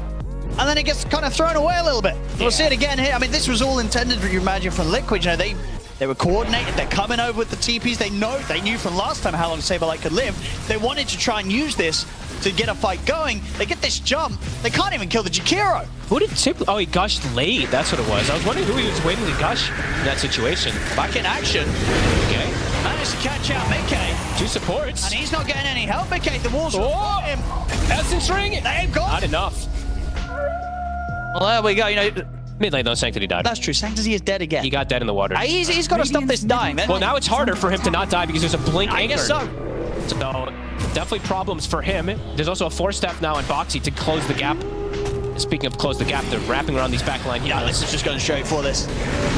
They don't need the Terrorblade to fight. There's the Ravage. That's a good meaty one there onto the three of them. This surely should be a clean-up. Unless this vacuum's going to do anything crazy. No, there's no follow-up. Chad? What Navi have left alive. Frostbite just stopped the TP out from QBFY. Chad's going to run. He's got half duration still, so he's going to make him work for it. Is there another dead in the water? Still not for 10 seconds. Is they going to be able to... Insania cutting him off. Oh, rush up the mount. Doesn't matter. Frostbite's there. They get the catch up on him. Chad cannot escape this. So, Liquid, they will clean up the fight in their favor. Big strike. Getting the cleanup on the rest of the four of them. Oh, those two back-to-back deaths on Sanctity are Yeah, he was massive, He was doing honestly. great. He gets caught out in sort of his own manner there, but early, and then that one in the mid, I guess, as you say, you know, Sharp was online for the tide. It's what can you do? But his game, yeah, definitely continues to get punished to the point where we're seeing. Now this time, last game was insane. This game is going to be kind of Boxy that's stepping up into the realms of the cause as he's very close to overtaking the Ember. He is going to be very farmed, yeah. He's going Glimmer instead of even going for the Blink. He feels like he doesn't need to, so then he can just protect his allies, also bypass into backlines versus Jakiro and Willow. Looking quite problematic very quickly. 10K right? lead now. It was like 4K lead, and then they kind of like bounced it back tiny bit, and then back-to-back deaths for Sanctity, and then that fight that just happens too. Snowballs things massively Liquid. Because it felt like Na'Vi did get given chances, right? There's 2 team fights where they commit onto Saberlight that they actually came out of ahead. I mean, now you actually don't kill him. Now he's 15, so now Anchor Smash is 70% reduction. He's got the Mage Slayer, and now he's got Boots of Travel to join every single fight too. I mean, Saberlight putting in the work from that last game, right? He was the sacrifice this time around. He's putting in that heavy lifting on the Tide. 15 of the 20 kills for him, and I love his build so far. Sanctity was trying to take a Watcher. That's... Oh, man. Him dying to pretty much just Boxy and Saberlight. Now that's risky. They can't afford... I mean, QBFY was lucky to get away there with the TP out. That was Gossamer King. No, they're going to suffer for casualties here. Kaori chased down. Another kill. And they can't afford to have Sanctity on the front lines. They're completely lost control of this in any ways now. They lose multiple heroes. They're going to lose the Roche. This is when Ravage was on cooldown too, Owen. So they're able to find these quick kills. That's 3 back-to-back deaths on Sanctity. It's rough, yeah. And they would have even got the Willow there. He actually lives because Gossamer Cape dodged the attack from the Slardar, so... Roche gets cleaned up. And Mickey, I believe, also got the last hit on Sanctity. He comes in, I think an illusion touched him, so he gets a surge of gold too. Of course, similar net worth. And Nisha showing that the mid Slardar, it gets still farm, but mostly just through fighting. He's 21 of the 22 kills. Yeah, he's been in pretty much everything. Yep. Yeah, very active. The map now looking quite a bit smaller. Boxy playing very aggressive. He has Glimmer and Force. But at Dust, he is quite fast. He is. Yeah, they're too fast for this poor old wolf to catch up. Yeah. He's out of there boxing. Besides the Howl level 1 kind of thing, I'm not really seeing the Lycan counter to the Night Stalker. Because they did opt to grab it first pick, right? So, just to point out. It's a tough one now for Na'Vi. It sure is. Versus this Aegis, versus Ravage being back online constantly now when you're on the defensive posture. Okay. Steps up. He's getting back up. They know, but they're afraid to kind of just commit from him. And of course, he's got this Aegis. Just very difficult for Na'Vi to make a move right now. They're in a very tough spot. Liquid 15k advantage. Yeah, they've shown now Sanctity can die in a single stun. There's the opening. They're in with the stun. Look at the slider fist. Stop boxing in with the silence. They'll focus for the easy kill first. Take out Kaori. Jump forward there. Got the leash. Saberlight. He's able to get the catch on towards the Ember. Pretty much dead in an Anchor Smash.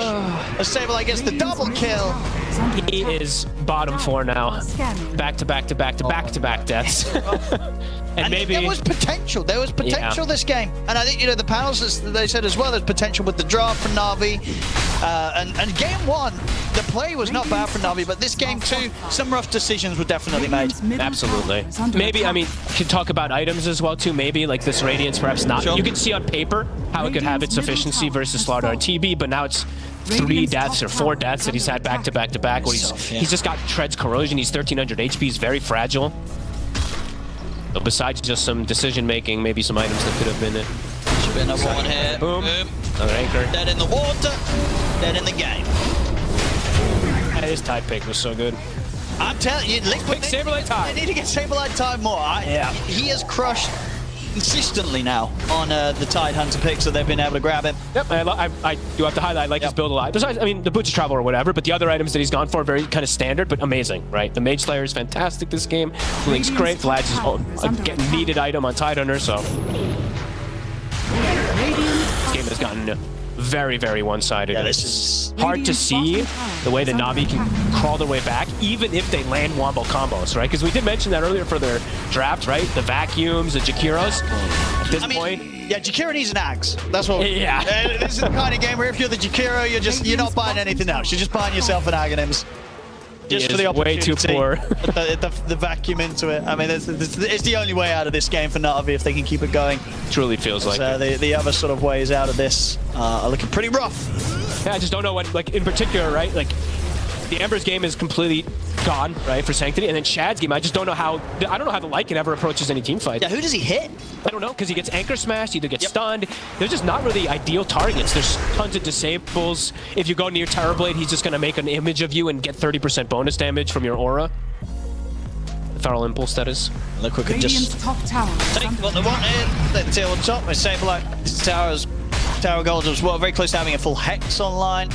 So he's going to have all the lockdown required to jump anyone. Sure. Radiant's top tower. And why is not? That's fallen. how the hell do you get out of that on an Ember? You're stuck for 10 plus seconds. And they've shown they only need 2 really to kill you. Got loads of sound Radiant's from top Boom. tower is under So a attack. little bit of defensive potential. We got enough. Boom does? Okay. Boom's done. A little something. There's something. And maybe one person lives a little longer, but everyone else is probably going to be dead. Radiant's Yep, top it doesn't get rid of the dead in the water, so they're still going to be stuck. So you'll be able to get at some stuff, but... Onto the high ground. Okay. Well, Scotty, 40 seconds still on the Aegis. Saberlight behind him. What are you going to do, Shanavi? Dire's bottom tower is under attack. You need the Dream Wombo Radiant's combo. top tower is under Times 2. Maybe times more than 2. They don't have the times 2. Ace is online for Shad. Tidstree's gone. Radiant's top tower is falling. The wall, the illusion. Saberlight. He's in. And then in the water onto QBFY. Sanctity trying to poke him with a sleight of fist, but Nisha's in straight away. They get the remnant away. Sanctity will live this time. Because Wall is the strongest hero on the side of Na'Vi. It kind of is. They're struggling to deal with that illusion. But the push will be stopped. They keep the racks alive. A little bit of a successful move from Na'Vi. 21k down at the moment. They're going to smoke out to try to chase. They have the Wolves on Insania. Yeah, they're going to try and see if they get a chance to catch someone alone. But Liquid is still relatively grouped up, so this is a hard move to make. Sure, there's no Terrorblade. But they're still strong even without him. And that's the thing, right? We saw so much of this game as well, even when they're level, how much Liquid's lineup could do even without that. Yeah, and now Nisha does have his Ags finished up, so a big peak timing for him. And yeah, the Hex there for Saberlight. It's a very threatening thing versus Sanctity. He's actually has to go BKB, he feels like. Another Tormentor to fall. Minus armor still incredibly effective versus it. And there you go. Now Insania has a way to deal with Wolves as well. You just Crystal Clone and Nuke. Put them in place. And Boxy scaling. He's gone for his 2 defensive items after getting his Shard, his Force Staff, and his Glimmer, and now he's going to go down S&Y route. So he can just stick onto the back lines. Support Night Stalker also 5, 2, and 10.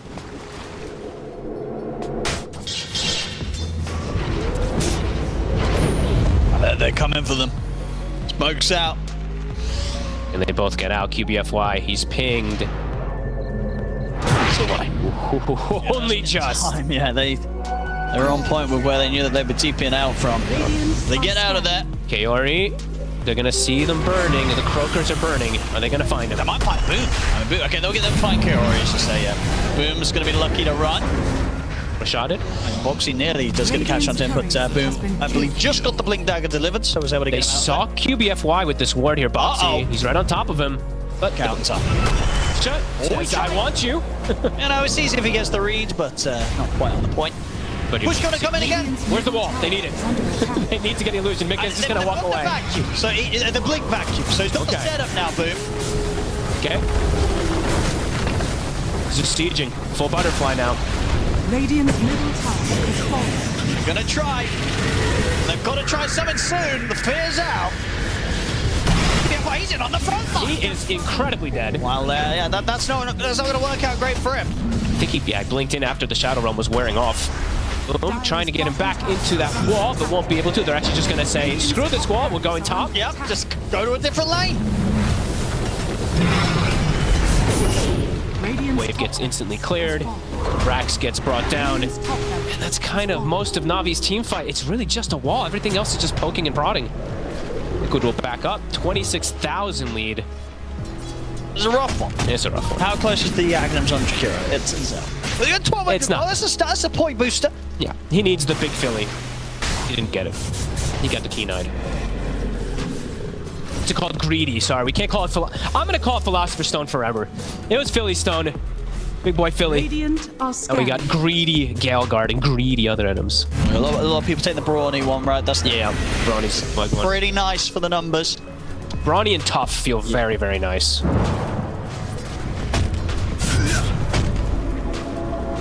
Yeah, you're gonna see a lot of Tough for sure. Especially when they're playing versus all that minus armor, but 7 army. a lot of gunpowder gauntlets, I guess just because of the buffs. It did just get recently buffed. Yeah. It get a little They were buff. reading a couple of the changes from it. It got a couple nice changes. And other items did get nerfed, so. Map continues to be incredibly small, as we see for Na'Vi. They walk out farm, maybe 2-3 waves, and then feel the pressure. Because at any point, Liquid could just jump them. Certainly will. Oh, they're going to be ready to go soon here. Liquid closing in towards Na'Vi's base, keeping all these waves pushed forward and ready to make that move on anyone on Na'Vi. Liquid. Na'Vi, they're going to have one shot. Vacuum, Ice Path, Macro Path. 5-man combo. 5-man. Has to be. Anything Even less- then. Even then, they're going to need quite a lot. Maybe they kill one hero. Probably they don't. Probably. Maybe a support. Maybe. Maybe. Oh, dude, Gunpowder Gaunt with Anchor Smash. Yeah, right. Triggers it. Look at that. Cool. Saberlight level 20. Anchor Smash affects buildings now as well, so he can take effectively 0 damage if he's under tier 4s. Yeah, he can just step up and sit there. He's got a great healing Lotus as well for extra mana and health. Foxy will scout for information. And the waves, they're coming in. I see Alpha Wolves looking to cut the mid-wave. Okay. But they've got problems in the other 2 waves. Liquid. Be patient. Yeah, they're chilling. Yeah. There's no rush for them. They want to wait out the next time or the next one, they can. This game unlikely to get into a less favorable territory for them right now with the lead that they have. Yeah, this one does feel like one of those unthrowable categories unless somehow they're in the fountain. Let's throw here. This will be one of the bigger ones. Yeah. This will be quite the throw. Yeah, we saw it there. They have 18 level advantage. Yeah. Besides a 29,000 gold lead, right? If they lose this game, that will be quite the cinema. It's not gonna happen. Unless we get that Aghanims, I'm telling you. Double Aghanims, right? Where's They need the boom. They need boom Aghanims, and they need Jakiro Aghanims. Yep. He didn't spend his money. I guess save him for buyback, which he might need. As Corey, he's gonna be going down. Dead. He's not gonna get the eggs. I hope he does. They just need one. Ward. See them. Shad actually has to use shapeshift. They got him with the crush. He's running, but the damage from Mickey is not enough to kill him. Shad will live. Only just. They're gonna turn there. Actually, able to kill him with Sania, so there's the support kill. Can they do anything more than that, though, Na'Vi? It's not looking easy. They're backing off. They're poking him. The wall is down. Quit it. They're like, okay, we go away from the wall again. We learned our lesson last time. I mean, maybe this is the scrap, right? The Aghanims Ember. Is that for the Lycan? How much damage is this on the slides, actually? It doesn't look crazy. Doesn't look crazy, but, they're trying. It looks cool doing it. It's like some wolf just zip-zapping around. Come on, Wolf. Oh, Ravage! It's dodged. Wolf still kept under the 3 of them and it caught Boom at the same time that Boom was trying to make an entrance into the fight. Boom will buy back immediately. Anthony actually got the remnant off. Does get hacks. There's the water as well, but he's got backup around him. Vacuum onto the 2 of them. Gonna have the fear coming out potentially as well. And look towards Nisha, but the BKB's popped by Nisha. He's trying to stand his ground against Shad. I mean, he has to be a bit careful now with the BKB coming to an end. So Liquid will back off. Saberlight ready to get back, and Refresher has been delivered. So Saberlight's gonna be ready with a second Ravage. Saberlight's dead. Dead. They killed him off. Saberlight, he's gone. 80 seconds. I thought he was maybe gonna. Oh, no, wait. It wasn't on him. It was, it was on his barrier. Yeah. Might get another kill too. And Sadia just got back here. He's gonna die again. All right. It's a hold. The start of something. It's a hold. It's the start of something. Like, that was actually pretty surprising how much damage they did to Saberlight there. He got brought down very quickly at the end. And maybe Liquid should have waited that little longer, because if they had Refresher on him, a second Ravage would have probably secured that fight for Liquid. Yeah, absolutely. But somehow, someway, Na'Vi. They push forward pretty hard there. And it does require a buyback. 2 of them. Well, check this out again, right? A big jump. At the moment, looks pretty good for Liquid. They get the jump, they're on the backs, but I guess at this stage, you can kind of feel it. I mean, they still feel that they can sort of stand their ground, and then now it gets a bit iffy. You know, Nisha pots BKB, he's like, okay, I can fight this. Oh, wait, maybe I can't. You know, Shad with the AC, it's tanky enough now that the slot, I can't really clean through him. Dire's middle What ended up finishing on? I want to see what it fully finished, because his HP went down very quickly. So the slights, the burn. It's just everything adding up. It's Bedlam, it's Ice Path. Yeah, pretty much everything on the floor there. A pretty good kill. Solid stuff at this deficit. Holding on. Holding on. Now there's a refresher. Saberlight, nice try backpacking the Vlads there. Let's try hard. But they know. They saw it on the aura. A minute 40 still on the Aegis. Meta is back available. 2 Ravages about to be at the ready again. Navi. No magic they can do with this Aghanims again. I see now on Nisha as well for Liquid. This time they don't have the buybacks. So the Darkseer and the Jakiro, not having these available, they have to be quite careful with their position. Yeah, Boom needs massive vacuum.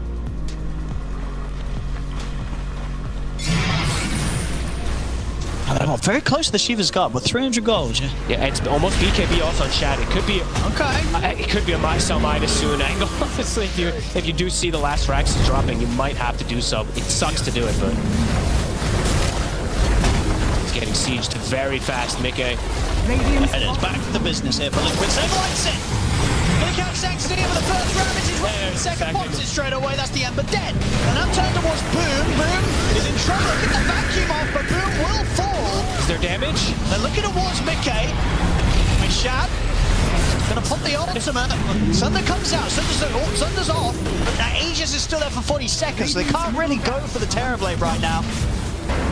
They're trying to keep poking. Sanctity's attempting, but they're still healthy. Yeah, Mickey's able to kill off the range racks at least through the backdoor protection. The melee racks also, they're bypassing it. That's a lot of damage. 50 seconds, no Boom for this hold. Creeps come in, they'll be able to finish off the job, get this bottom set of racks taken as well. Still the mid set standing. No Na'Vi. Darkseer for 40 though. He is the most important hero. Was 2 buybacks. Sanctity and QBFY coming in. And they're jumping again. They're in the Hex on the wall. Sanctity dead in the water as well. They will manage to force back to safety, so Sanctity's going to be fine. But now gets back in with a sleight of fist. He just gets reclaimed. Nisha. We're just thinking about going back in with the crush. Sanctity's got a fresh BKB. They want to look to keep going. 20 seconds until Boom's back up. Sanctity and the team can just sort of hold back until the Darkseer's back in. Maybe they can have another effort at putting together a team fight at the same level that they did earlier in this mid lane. Fortification will come out if they try and hold on to these final barracks. Nisha's in with a jump though. That's just Sanctity. Sanctity's ready with the Remnant. The route's on towards Nisha. Boom, he's back in the game. QBFY's in on the front line. Says they will slide the hydro. The vacuum's there onto the 2 of them. Chad will put the ult. They got the damage to chase anyone though. Boxy's in onto Kaori. The barrier's keeping Kaori safe. He's able to turn with the ice pump. Sanctity swings back up with the sleight of fist and chains. Boxy trying to run. Saberlight jumps in. Smash onto the 2 of them. They get the hex onto Sanctity. Sanctity will get the sleight of fist off. BKB's at the ready. He jumps over, gets the chains again onto Nisha, but it's not enough damage to kill Nisha. Still though, Sanctity can stay safe. Have a Remnant ready behind the tier of the tier 4s. It's a final racks. Willow now. And Liquid got the objective. Well, they're trying their best Na'Vi, but they're fighting a team that's 38k ahead, and indeed, they'll call it.